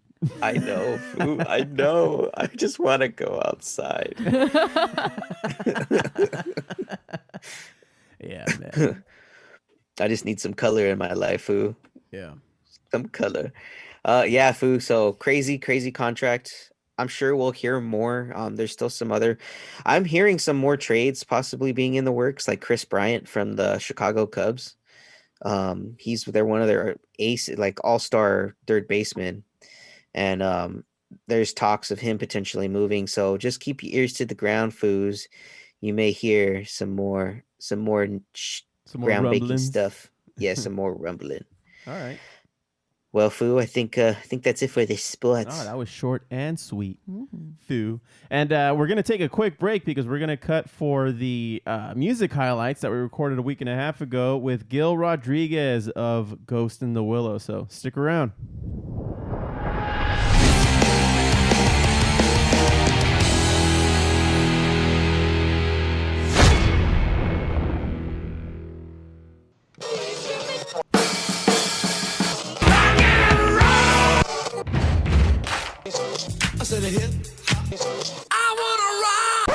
Today's music highlights is brought to us by the new Pho Kit. Experience the best noodles, meats, and herbs with Pho Kit. Find Pho Kit in the freezer aisle. All right. I'm pretty excited about today, Josh. I'll tell you why, even though you didn't ask. Why? We got Ghost in the Willow on, man. They're an indie punk rock and sometimes solo folk punk band from Phoenix, Arizona. Initially an acoustic project started in early 2017 by singer-songwriter and guitarist Gil Rodriguez. And they've evolved eventually into a four-piece punk-inspired rock and roll machine that we know today. So on today, we have Gil Rodriguez. Say what's up, Gil. Hey, how's it going? Going well, Hola, man. señor. Thanks for being on the right. show. We appreciate it. Hey, it's funny. A couple of weeks ago, we hit you up because Steph, the other co-host here on the show, she was just kind of, she looked at a couple of hashtags, like SoCal bands and stuff like that. And your band in particular is the one that stood out, man. Like you guys have some really cool like folk punk. I don't know. We're gonna get into like your inspirations and that kind of thing. But I was thoroughly impressed, man. The songwriting, like the chord progressions for like an indie folk punk band, it's pretty sweet, man. Thank you very much. That's really nice of her to stumble upon us, I guess. You know what I mean? I don't think I've ever been stumbled upon so eloquently before. Well, now you know the feeling, sir. Yeah, it's Got finessed, man. It's very humbling. Yeah, know? man. Yeah. Yeah. Well, I'm glad to have stumbled upon you, bro. And I've been listening to your stuff. It's very appealing. So I wanted to ask you right off the bat because I can hear all kinds of like inspirations, like different kinds of bands. You probably grab inspiration from like the 70s, maybe like the early 80s and that kind of stuff. But like, yeah, tell me about it. Talk to me. Well, I grew up listening to a lot of different things. I mean, when I was a kid, I used to listen to Buddy Holly and Richie Valens quite a bit growing up. That was kind of like my first little, when you're a kid getting into music, and then it grew from there. And then the Beatles and Oasis and things like that. And then somewhere around junior high, I just got into punk rock. And every so many years, I just kept getting into different music, different bands. And I was the type that when I got into something, I had to know everything about it. I had to know who was in the band, who were their influences, who have they toured with. And so I'd spend like a chunk of years like really nerding out on like one or two bands, and then going on to the next one. And then some have stuck around more than others. But overall, I'd say like the Replacements were a big influence as far as the band goes. Gaslight Anthem definitely is a huge influence on us. But my drummer and I share a lot of influences from the 90s grunge scene, Soundgarden and Nirvana. And we're both huge Pearl Jam fans. So that kind of creeps in there as well. Little elements without sounding too much like the other. Right. I don't think we're necessarily original, but I try not to focus on those types of things. I just, we write the music, and however it comes out is how it comes out. Yeah. No, absolutely. Yeah, you hear a lot of like little hints of like, I hear a little Pearl Jam here and there. I don't know. You mentioned a lot of the older stuff. I really get it. I really get like a Bruce Springsteen. I don't know if you even like Bruce Springsteen, but I hear some of that in there. I'm a huge Bruce fan. He's one of those artists that when you stumble upon, you spend a chunk of like time getting really into it. And I bought every record. And I think as you get older, you get into, you hear a name enough, you want to check it out. And Springsteen, I've been a fan of for probably the last 10 or so plus years. Yeah. And he just hit me at the right time because when I got into Gaslight Anthem, he was always brought up a lot in that kind of context. And I was like, oh, maybe I should check him out more. And then became a huge fan of his. And it has definitely creeped in, and he's definitely a big hero, I would say. Absolutely. And his music is pretty ubiquitous, you know. He has different songs for like different feelings, and I have a feeling that, you know, when I listen to your music, it's very similar to that. Yeah, I don't think that's a conscious decision. It just happens that way. Because when you have bands and artists that have such a huge catalog, like a Springsteen or even a Rolling Stones or a Pearl Jam, you're not going to get into everything very quickly, as opposed to an artist that has maybe 1 or 2 albums out. Right. So when you have a band or artist that has, you know, double-digit number of albums, it's like there's a lot to chew on, and there's a lot to get into, depending on whatever your emotion is. I mean, I used to say that with Pearl Jam. No matter what emotion I was in, there was a song I could listen to amplify that emotion or feeling. And I think Springsteen's very much the same, and Gaslight Anthem's kind of the same. I think any band worth their salt has to be more than one-dimensional as far as their creative output. Bands that continue to evolve despite themselves. So, yeah, no, absolutely. And I mean, so who's your go-to? Like, even if it's like a Tool tune, if you're like you know, waiting at a red light, who are you blasting? It depends on what the day is, and depending on what my mood is. Really, I really play off of what I feel like. Lately, I've been listening to a lot of my friend Bradley Palermo. He's a singer-songwriter out of the LA area as well. I've been listening to him because like I miss touring so much. Yeah. And him and I used to do solo tours together. And he was one of the first guys I actually toured with when I was a solo act. You know, when Ghost in the Willow was just me and an acoustic, he took me out on my first couple tours. And I think just not being able to play shows kind of has made me think of those earlier days of hanging out on the road with him. So I've been listening to his music a lot just to kind of, you know, remember like, oh yeah, that one time driving down the freeway and it went from sunshine to snow in the middle of Colorado. And it's like, how does that happen? You know, and just, you know, little bullshit like that. So I've been listening to him a lot lately. I'm trying to, I almost have to go through my Spotify playlist just to see like, what have I been listening to recently? You know? But he's the one that comes to mind right away when you ask that question. Yeah. No, that's awesome, man. It's cool that I have a lot of buddies who support their own, like each other's music, and that's a good community to kind of foster if you're trying to build this kind of, you know, music community, at least locally. Absolutely, and I don't think it happens as much as it used to, but when it does happen, it's very intense and it's really cool.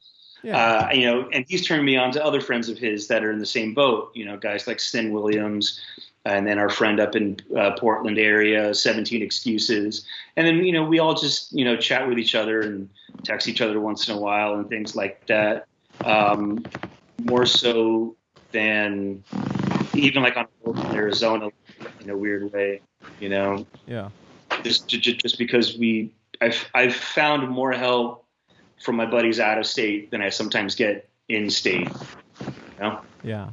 Well, it's funny you bring up you being just an acoustic act. Like I said at the top of the segment, you're one of 4 now. And how did that progressively grow? Like, did it all happen at once? Did you like progressively just get one band member and then another later, or did you kind of try to put everything together really quickly?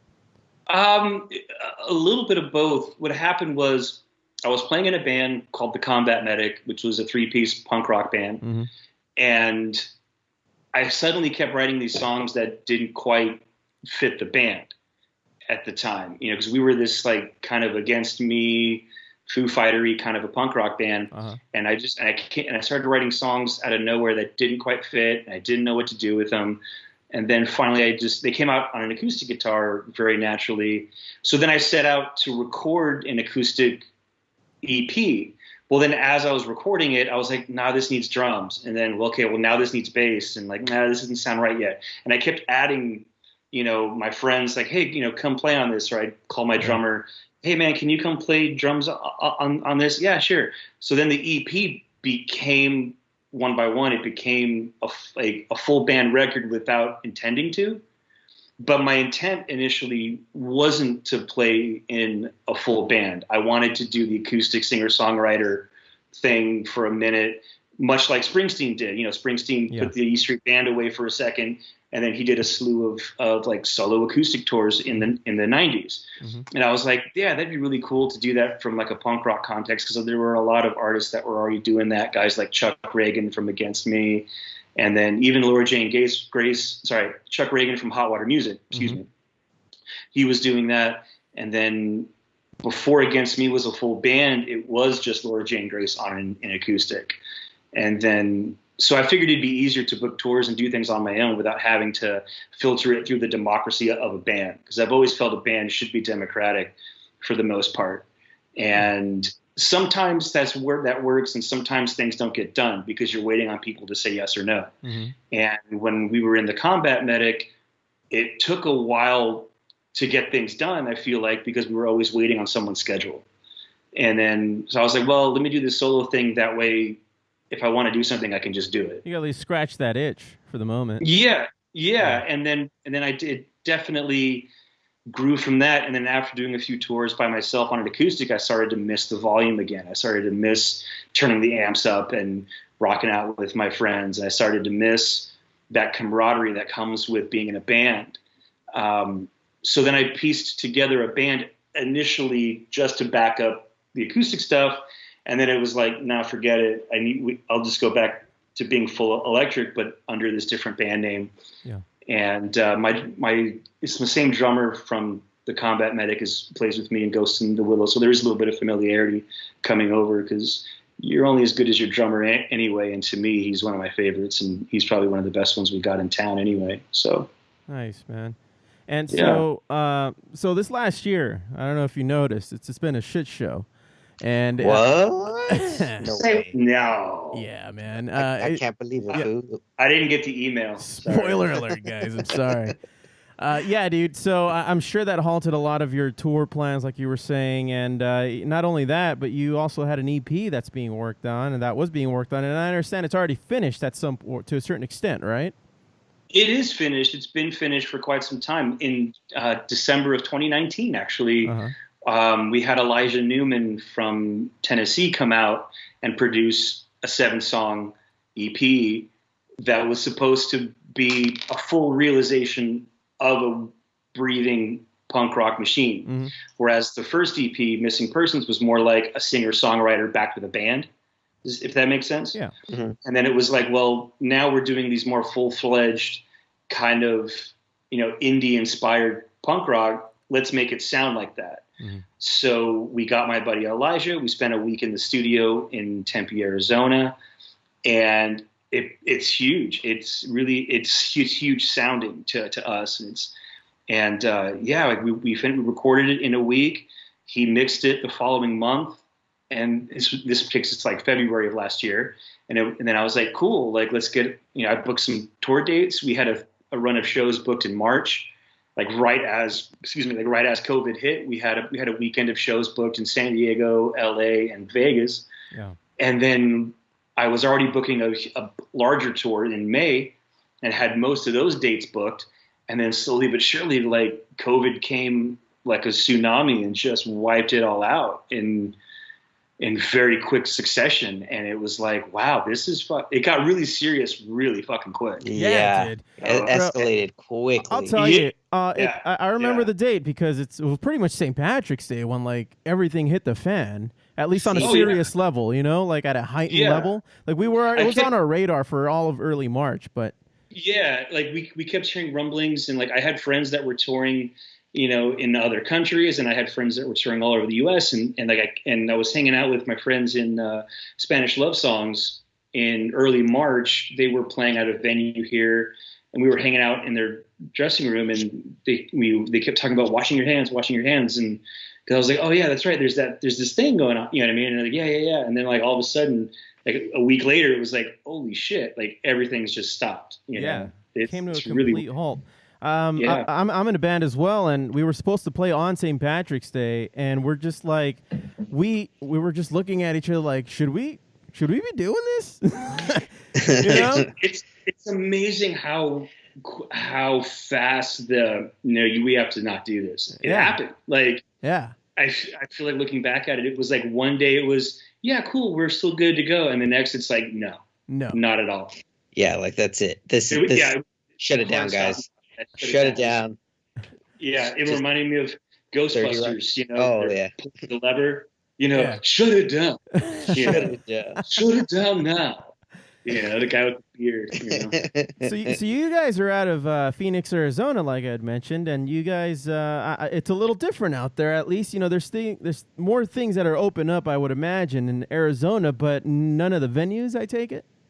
No, none of the venues are open for shows proper. One of the major small independent venues here, the Rebel Lounge, they pivoted and got a coffee shop in the venue. So there's at least some sort of revenue coming in. Yeah. So they partnered up with a coffee company called Reap and Sow. And so we're like from 6 a.m. to 7 p.m., it's a coffee bar, and it's like, okay, cool. So that way they can at least have some revenue coming in somehow. Mocha Joe. Right. It was really kind of funny.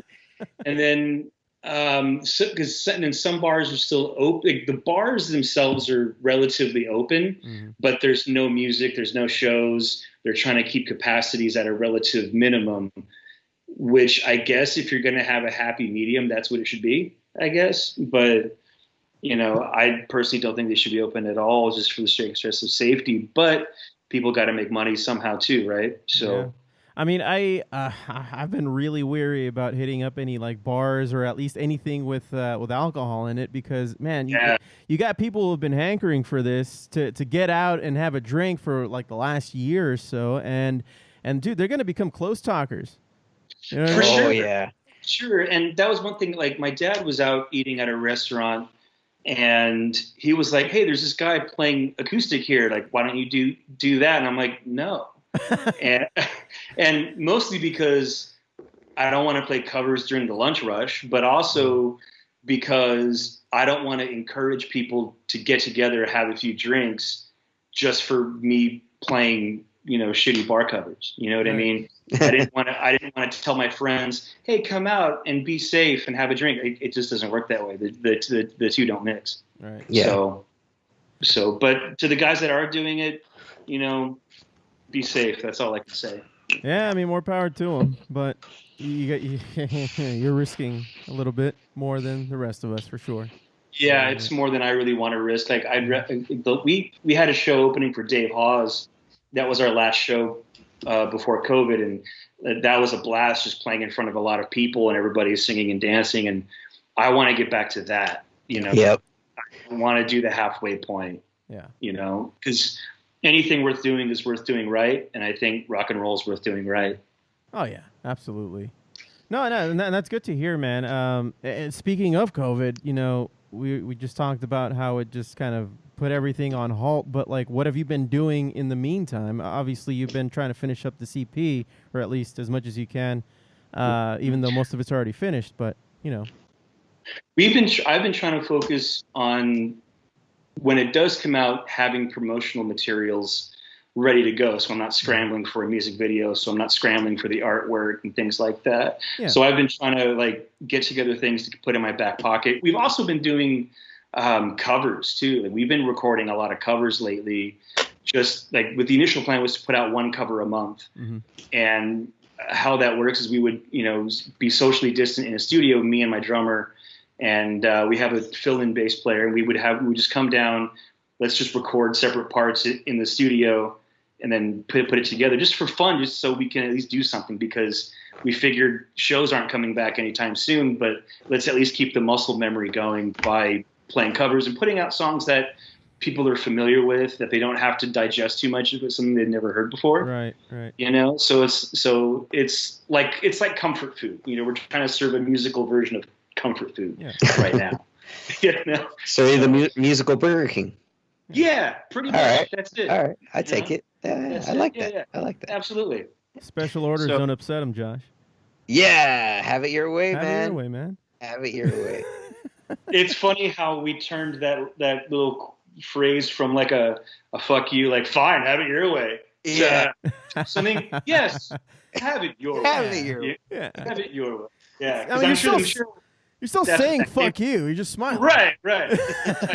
Oh, you don't like the way we do our shitty burger? Well, fine. Eat your shitty burger then. Yeah, exactly. Wanted it this way. Boom. It's going to cost the On same. you. It's going to cost the Right. same. It's going to cost you the same. Yeah. Yeah. So I've been trying to keep myself busy, like learning like covers and learning stuff and how do we do them differently. And, then I record a demo, send it to my drummer, Sean, and I'd be like, hey, what do you think about doing it in this style? He's like, yeah, that's cool. That works. And then we set a studio date and then go do it. So that's pretty much what we've been doing while sitting on our thumbs, really, Dang, that's some efficient music making right there. That's the only way we can do it, man. Yeah. I mean, Foosy, you should be doing that. Your COVID ass. What do you mean our COVID ass? I know Jimmy. I don't know where Jimmy's been. I don't know either, man. I don't know where he's been at all. Like, I don't know, man. That guy's cool. riddled with something. What's cool, I think, about technology is that we can record at home from our laptops now. Where 20 years ago, what are you going to do? Pass around a cassette, And this way, it's like we can pretty much record anything with a good quality at home. So that's been helpful a lot. Where we don't have to spend hours and hours in a studio doing something. It's like, cool. We did the demo. Now let's just go do it. And you get a great quality out of GarageBand, I think. So been trying to use that to my advantage and learning GarageBand because I was the cassette guy a long time ago. And now it's like, and I'm trying to figure out, staring at my screen, like, now how do I reverse this? I have to go to YouTube to be like, now how do I get the click track to stop on the playback? And I'm just like, this is bull. And so I'm like, guys, this, And now I'm like, yeah, I'm that old guy now that's trying to learn a new trick. But so far, so good. Hey, but that's what we have YouTube, man. You can learn That's how what to it's do for. anything with YouTube. Yeah, you definitely can. At least half-ass. And it'll at least get you halfway there, and then you got to finish it. Exactly. Yeah, man. I mean, now I know how to restore an ancient Spartan sword. You saw YouTube. that video too? I did, That dude. shit was badass. I did. That video was great. I was so satisfied with that whole video. I was just like, what? That looked nice at the end, yeah. Yeah, man.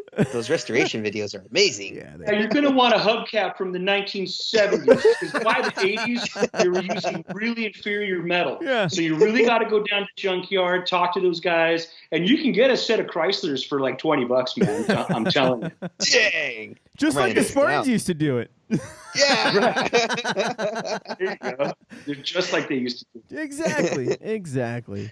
Well, Sure they man, had plenty well, man, I wanted to get into the music already, dude. So the first one that you introduced was Xmas Tinder. That's one of the singles that you put out. Can you tell us a little bit about that? Yeah, that was intended to be, and it is. It's the first single off of our upcoming EP that'll be out sometime this year. The EP is called I Was Once a Charming Man. And this is Xmas Tinder. It's the first tune off of it. You're just stealing my autobiography fucking ideas. Yeah, I'm just telling you, man, you got to do it before someone else does, Damn, Foo, he beat you right before your sex change, too. It's okay. It's okay. Yeah. So yeah, man. Let's hear a little bit of Xmas Tinder. Here we go.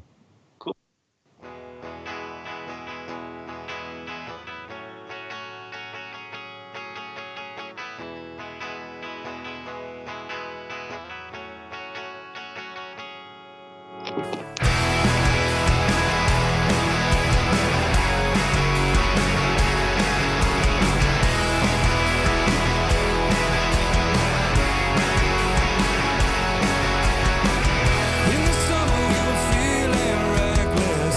Had a kiss wind up on our lips. By the light of your gas station wagon, we'll make excuses I can't fathom. In the stereo, our favorite bands are screaming.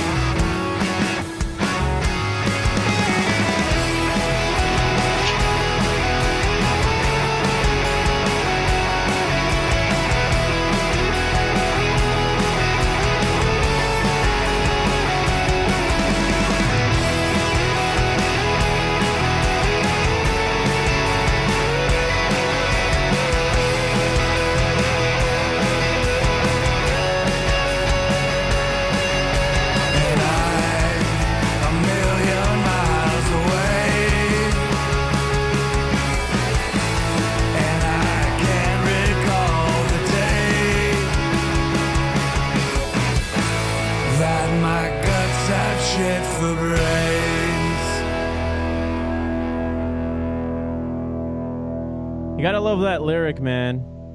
I can't recall the day that my guts had shit for brains. Yeah, that's a line I nicked from that John Cusack movie, High Fidelity. Okay. Oh, all right. Yeah. Like it just kind of poured right out, and I was like, yeah, sure. John Cusack doesn't get a lot of love these days, so I'll put that in there. There you go. Well, up next, I wanted to talk about the next one, man, and the other one that you sent over was Subconscious Drinking, another one that's going to be on the EP coming out, right? Yeah, Subconscious Drinking Problems. That one, I like that one a lot because it came out of kind of a jam with me and my drummer Sean. Mm-hmm. I was like, man, we need like another banger on this record. We need something that's kind of repetitive and riffy and kind of makes you want to stomp your feet a little bit. And I had that riff which is the intro riff, and I was like, okay, great. Now we need lyrics, and I just kind of like the melody came to me as I was like, Sean, let's just play this for for a minute. So you just kind of loop it with each other, and then I'm like, okay, cool. And then it kind of wrote itself after that. And then when we got into the studio, our guitar player Sam came up with some like guitar harmonies that go along with it in like the middle section, which you'll hopefully hear. So, but yeah, it's kind of, it's weird because it's one of those songs I haven't really thought too much. I try not to think too much about my lyrics beyond writing them. And I think with this one, it's kind of dealing with the fact that, maybe every once in a while, I drink too much, and just kind happens, of like, bro, don't feel too bad. Yeah. It's like, maybe I drink too much, and sometimes, there's consequences to those things of like your actions that you say and do while inebriated and stuff like that. And then as you get older, it's like, man, that's kind of dumb for me to do that all the time. So, but then you just kind of build this little story around that. Yeah. And that's pretty much what that song's about. Right on. Let's check out Subconscious Drinking Problems.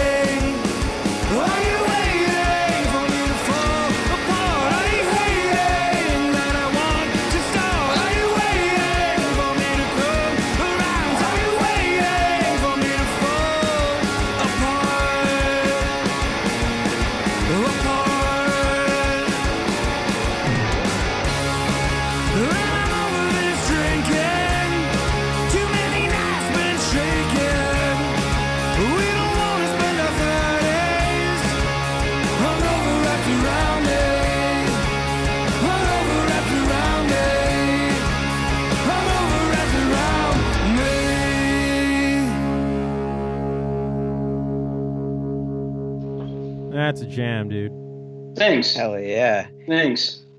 Yeah, it's fun because like I've been listening to these songs a lot, and it's like, man, we haven't played these songs live at all. And I keep thinking like, man, when shows come back, like that should be the opening song of the show. Like, you know, Just get the whole crowd pumped up Yeah. and everyone ready to go. Yeah, that's a good starter. Pretty much, yeah. Yeah, man. And reading into you guys, going into the next song here, American Slang, it's actually a cover that you guys, speaking of covers, you guys actually recorded this one by one of the bands that you mentioned too, the Gaslight Anthem. Yeah, this is American Slang by Gaslight Anthem. It's one of my favorite Gaslight Anthem songs to start with.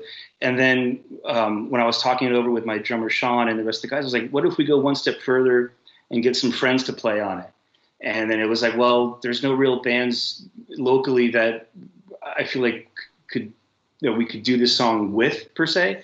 Right. So I reached out. So I said, let's go one step further and get a band that's not even in the country. So my friends in the band Lovebreakers out of Birmingham, England, you know, they're really good friends of mine, and I thought it'd be cool to try technology out a little bit and say, hey, let's record a song 3,000 miles apart from each other, you know, and it did well. Like we had their bass player Christian, he plays bass on it, and then their guitar player David plays all the lead guitar parts, the famous lead guitars that are on that song, and then their singer Jack. I was like, hey, like, would you mind singing backup? And I was like, actually, you know, I think it'd be cool if you sang the whole verse. If you don't want to, that's fine. He's like, no, cool, I'll do that, and I'll add some other stuff. I'm like, cool, great.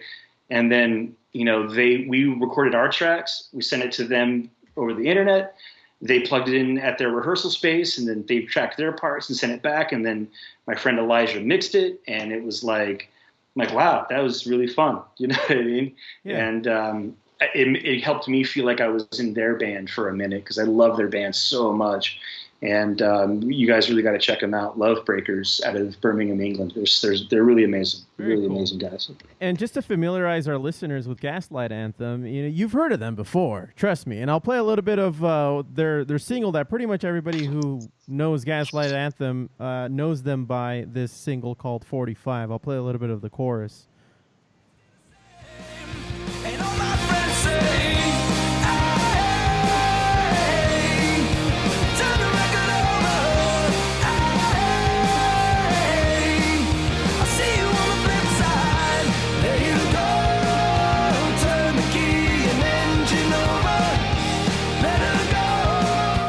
You heard that one, right, Josh? Oh, hell yeah. I love that one. That was a good one. I didn't know that was them. Yeah, that's a great song. But they recorded American Slang with the Lovebreakers here, and we're going to listen to Ghost in the Willows version of American Slang. Here we go.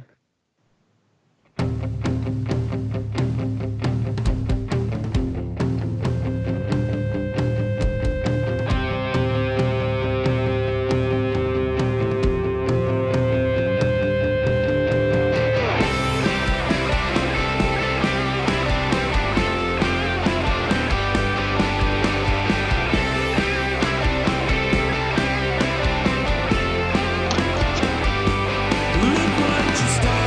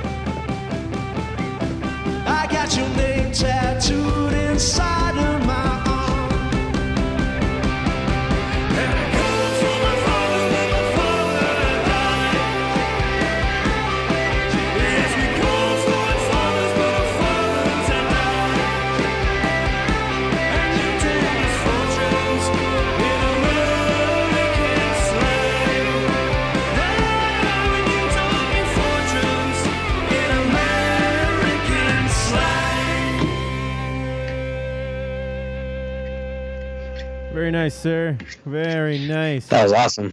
Thank you very much. No, that's it's one of my favorite tunes, and it was a nice excuse to have my friends in Lovebreakers play on it, and they did an amazing job. And it was just like, God damn it, you guys are too fucking good. And they really came through, and lovingly, and it was a lot of fun to do something with them. And they're actually going to be on tour with Social Distortion, I think. I think in Europe in this summer, if they allow concerts in Europe this coming summer. Yeah. And then they have a record coming out this year, and that's amazing. And I love that band so much. So to have them lend their talents to a cover with us it was a real treat. I can tell you that much. How did you initially get in touch with them? Their bass player, Christian, used to be in a band called Sharks. And I was a huge Sharks fan like 10 years ago. Mm-hmm. And he was their original bass player, if I remember correctly. And then he left the band at some point. And then I just kept an eye on him from afar, I think, on social media. And then he was like, oh, I'm starting this new band. And he was like, hey, Gil, check out this new band. And then I'd email him a little bit, kind of like fan email stuff. And he was really cool and kind. And we just kind of struck up a friendship over time. And then they, when he had Lovebreakers, they went to LA to record their record that's coming out soon. And they were like, hey, like, if you're kind of near there, like, why don't you come out and hang out with us? And they went to San Francisco to hang out. And then I flew out to San Francisco and hung out with them. And we spent a couple nights in the Bay Area just chilling out and, going to the Golden Gate Bridge at fucking 2:00 in the morning. And just had I had never had such a great time with a group of guys in a very long time. And I'm very envious of their gang-like mentality they have with each other. Yeah. Because they're very connected. And I remember telling Christian, I was like, hey man, that's really cool that you guys really have a unique, gang-like bond. And I was like, oh man, I wish I had something like that. And he turns to me and goes, nah, man, you can be part of our gang now. And I'm like, oh, started to cry, but all kidding aside, like that's kind of, it was a friendship that kind of evolved over a period of years of admiring each other from afar. And then, he liked my music and I certainly liked his music, and we just been pals ever since. And, they're really good dudes. And I love talking about those guys, and I love hanging out with them. And I hope when the world calms down, we can go hang out with each other again soon, Yeah, man, I can't wait for those times to come back. I know they seem so far away now. It's like we've been at this almost a year, and like now it's like it really seems like fucking far away. Back in early March 2020, the shutdown was only supposed to be a few weeks. Right. And it was going to miraculously go away. Longest damn few weeks of my life. That's right. I'm still. Yeah, it's a huge pause, and it's starting to become a fox pause. Yeah, no kidding. Well, that song that we just heard, that song we just heard, I understand that there's a music video for it, right? Yeah, we did. We went through our archives. We, as in myself and my buddy Jeff, who pretty much takes all the photos, and when we do shows, does all the video work, and just for posterity, like we never know what we're gonna do with it. And then when this came out, I was like, look, we're doing something with Lovebreakers. We got to have a video for it somehow. And because it's pandemic, like we can't exactly all hang out in the same room. So I was like, Jeff, can you go back and like piece something together with what we have? And then maybe I'll ask Lovebreakers if they could send over some footage too. And he was like, yeah, sure. So Lovebreakers sent over some footage of, them kind of jamming in their rehearsal room. And then he cut it together with footage from our last gig here in Phoenix, and made it like a little montage. It made it like a kind of a love letter in the form of a music video to the live music scene. And it was fun to help Jeff pick scenes and things. Let's put this here, let's put that there, and then remembering like, wow, like we used to do gigs and those were fun, and but yeah, so that was the video idea that we had for that, and I think Jeff did a tremendous job putting it together. No, yeah, it looks great. I like that you just Frankensteined a music video together with a bunch of with a bunch of clips. Yeah, it was pretty cool. Yeah, it sucks now because I'm 30 pounds lighter, and I see it, and I'm like, who's this John Candy motherfucker over here? And then I'm like, oh shit, that's me. And,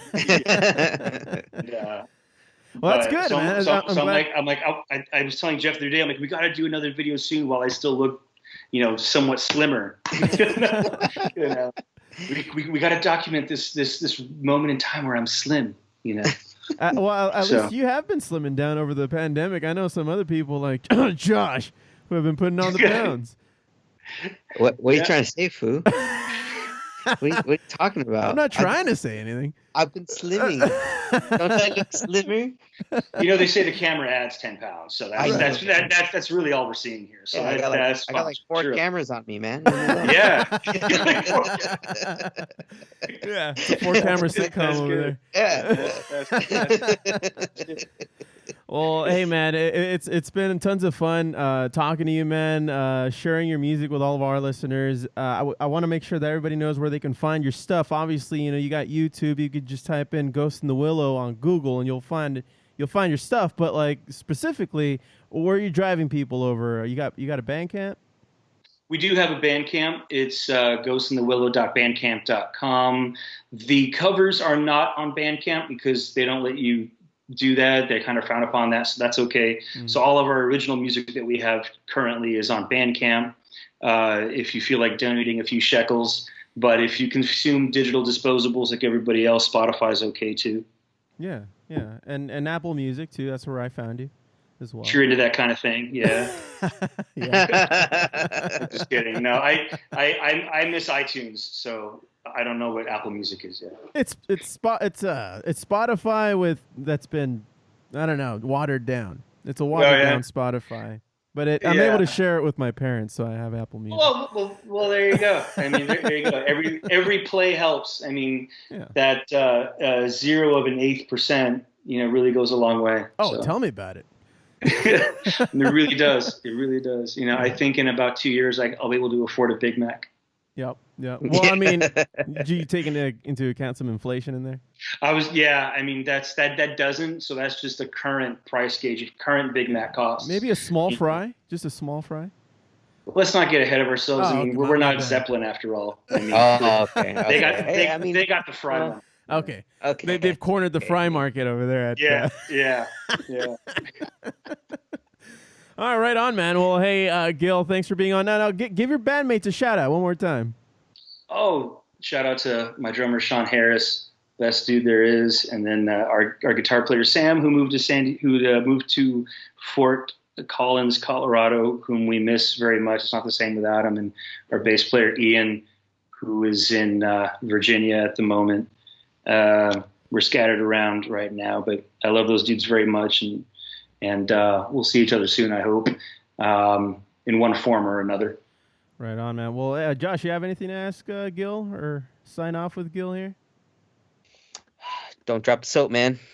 Those are my final words of wisdom. Don't drop the soap. Oh. I had a witty comeback for that, and it's gone. Well, that's you just got the fear. And that's the title of my autobiography. I mean, Foo, you left me your list, okay? It's not my fault that you left me the list of your titles. Okay. Well, let's go with that. Ghost in the Willow, man. Check them out on Bandcamp, on Spotify, Apple Music, pretty much anything that streams music. I'm sure you can find their stuff there, all their originals. Check out their video for the song that we just played as well, man. That thing was awesome. Ghost in the Willow. Next time you're in Southern California, man, hopefully it's not that long from now.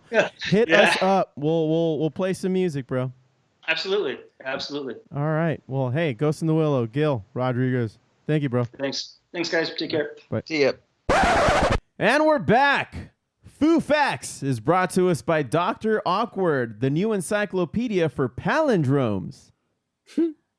Think about it. Hey, all right. Well, in lieu of the Foo not being here, Josh, you got some Foo Facts for us today? Sifu. All right. See. All right. So first Foo fact. Did you know that the heads on Easter Island have bodies? Foo Facts. Foo Like, where are they at though? Foo, not only does Easter Island house Megalon, they also house the iconic stone heads protruding from the ground on Easter Island, and they're pretty much the bodies are underneath in the Buried? dirt. Yeah, they're buried in the ground. Do you think that they were originally erected that way and they just got buried throughout the years, or Maybe because height of these actual figures is 33 feet. Jesus? Yeah, so we're only really seeing a small portion of them up top. That's pretty dope. And from the picture I see here, like because the shift in the earth, because of how heavy they are, they probably are just gradually going down, especially as the seasons Sinking, pass, yeah. sinking. So because like you could see them eventually, they're not sitting up straight, like a straight line. Like some kind of lean forward, some are leaning back into the actual ground. Yeah. So yeah, it's interesting, Foo. All right.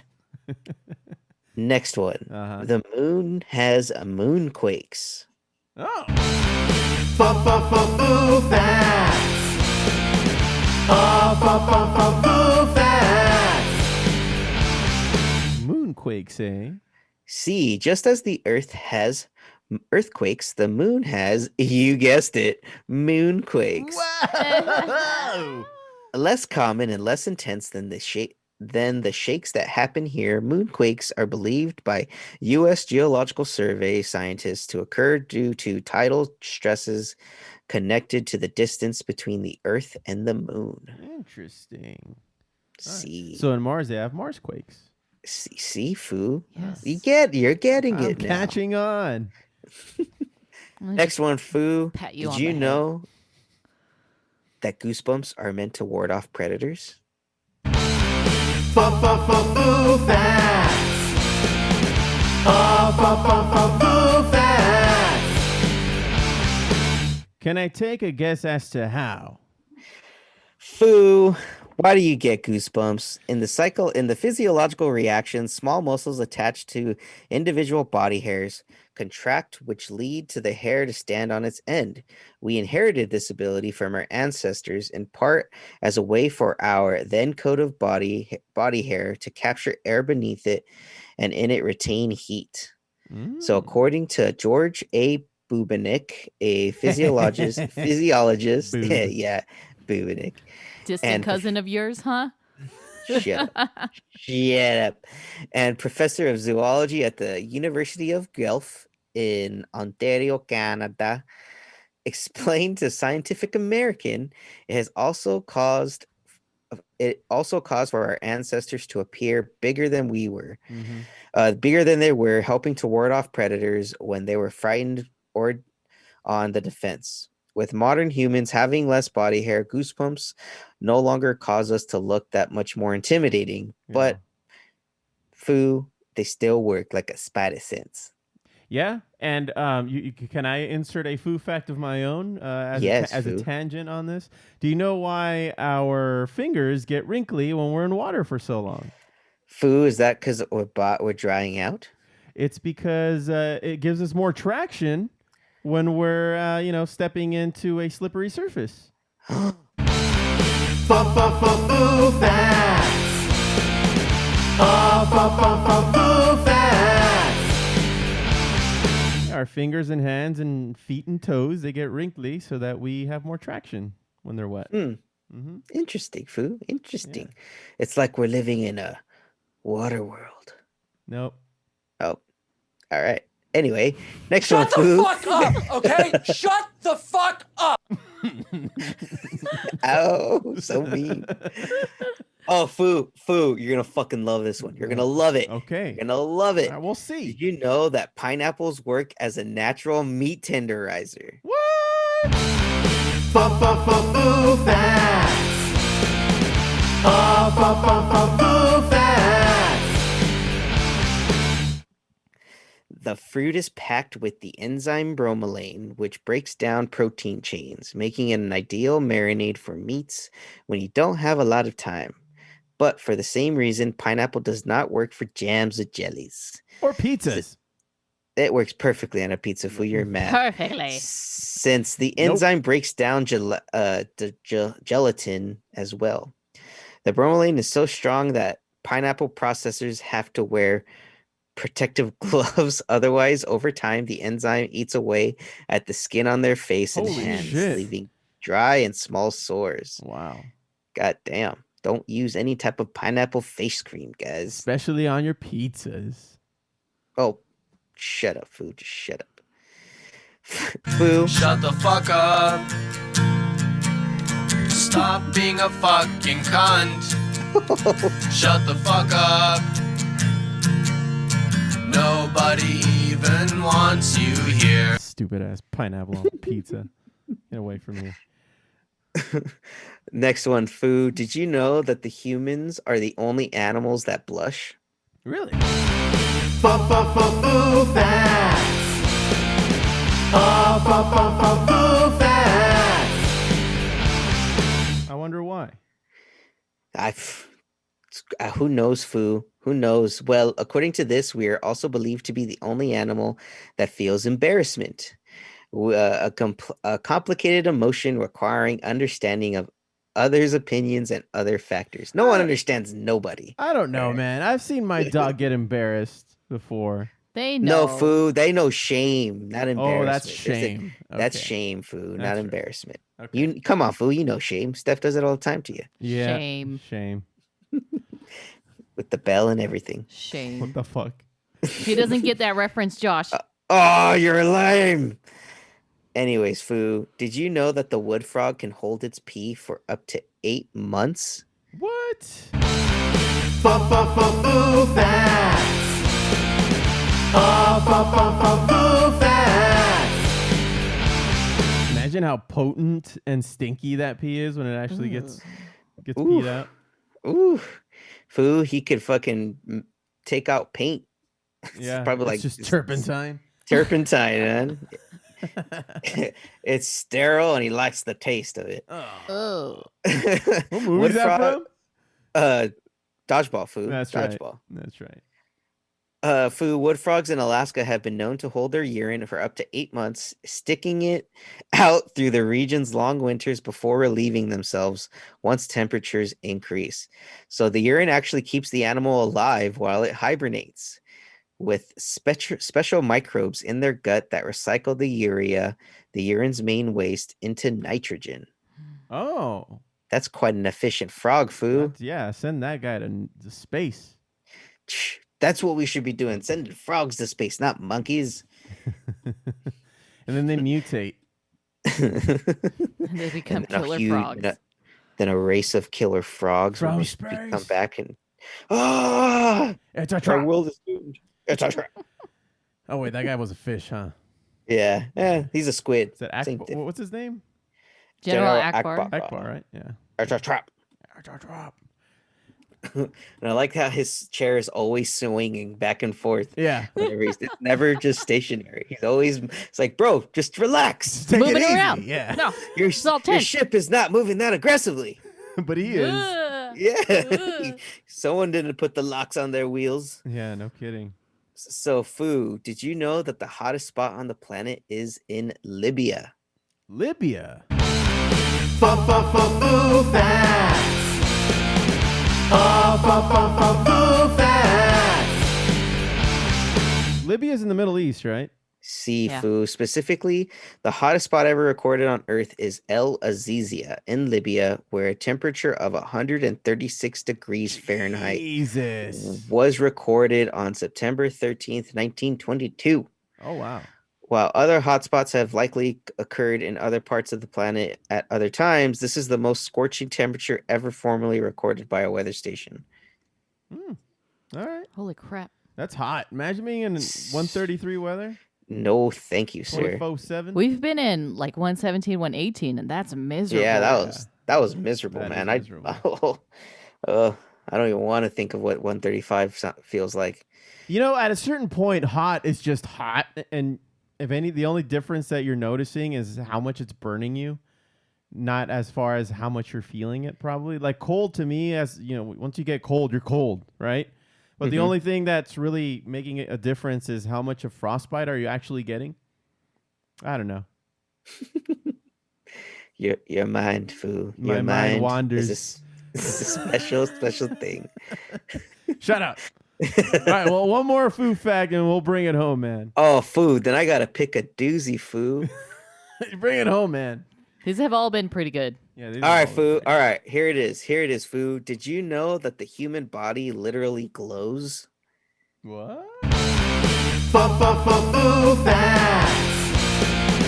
Foo Facts. Is it because we're radioactive somehow? Yeah, Foo. Yeah. No, it I might be bring hard you to see love. with your naked eye, but everyone you pass by every day is literally glowing. The human body emits a small quantity of visible light. Visible in the technical sense, the illumination is about 1,000 times less intense than levels of light that we would actually be able to see. So researchers in Japan used a special camera to track this glow and found that it fluctuates throughout the day. So with the body emitting its lowest level of light around 10 a.m. and its highest at around 4 p.m., a rhythm the scientists attribute to the change in one's metabolism. All right. So, Foo, we're all like Superman because we're all glowing and irradiating. Or we're all Foo. pregnant Whoa. I hope not. because we're glowing. That may explain my weight gain this past year. Yeah, that's what it is. That's exactly. Yeah. I knew it, Foo. I knew it. It's a food, baby. I'm not gonna like the way it comes out. Oh, I don't think any of us will. Foo, it's gonna be Bono. It'll be the next Bono. There you go. All right. Yeah, yeah, yeah, yeah, yeah, yeah. Those poor Africans. Well, Josh, another successful episode. I had fun with Gil Rodriguez of Ghost in the Willow. You know, shout out to him. Shout out to Ghost in the Willow, and I'm excited to hear more about that EP that we talked about, man. He said he was finished with it, and the other day on Instagram I saw him even recording more music, so he might get even more singles coming out after he releases that EP, unless he wants to just shoehorn those in there at the very last minute. But good stuff, man. Good. Yeah, man. stuff. I can't wait. We actually had a lot to talk about today, Foo. Yeah, man. Well, everybody at home, we'll catch up with you guys next week because we're going to be doing a Podzilla. At least that's what's on the schedule right now. Hopefully the Foo's able to join us for that one. See, it's going to be a Mecha Podzilla. Yeah, man. It's going to be awesome. And so thank y'all very much for listening into the Foobar Show. Thanks for hitting subscribe. And remember to rate, review, and tell your friends like a fucking champion. You can always reach us and check out our merch at foobarshow.com. That's FOObarshow.com. And search FOO Bar Show on YouTube, Twitch, Twitter, and Instagram. Check us out. Drop us a line and we'll fill it up like a couple of Foos. I've been Josie. I've been Josh. And Steph. Signing off saying, don't be a dick.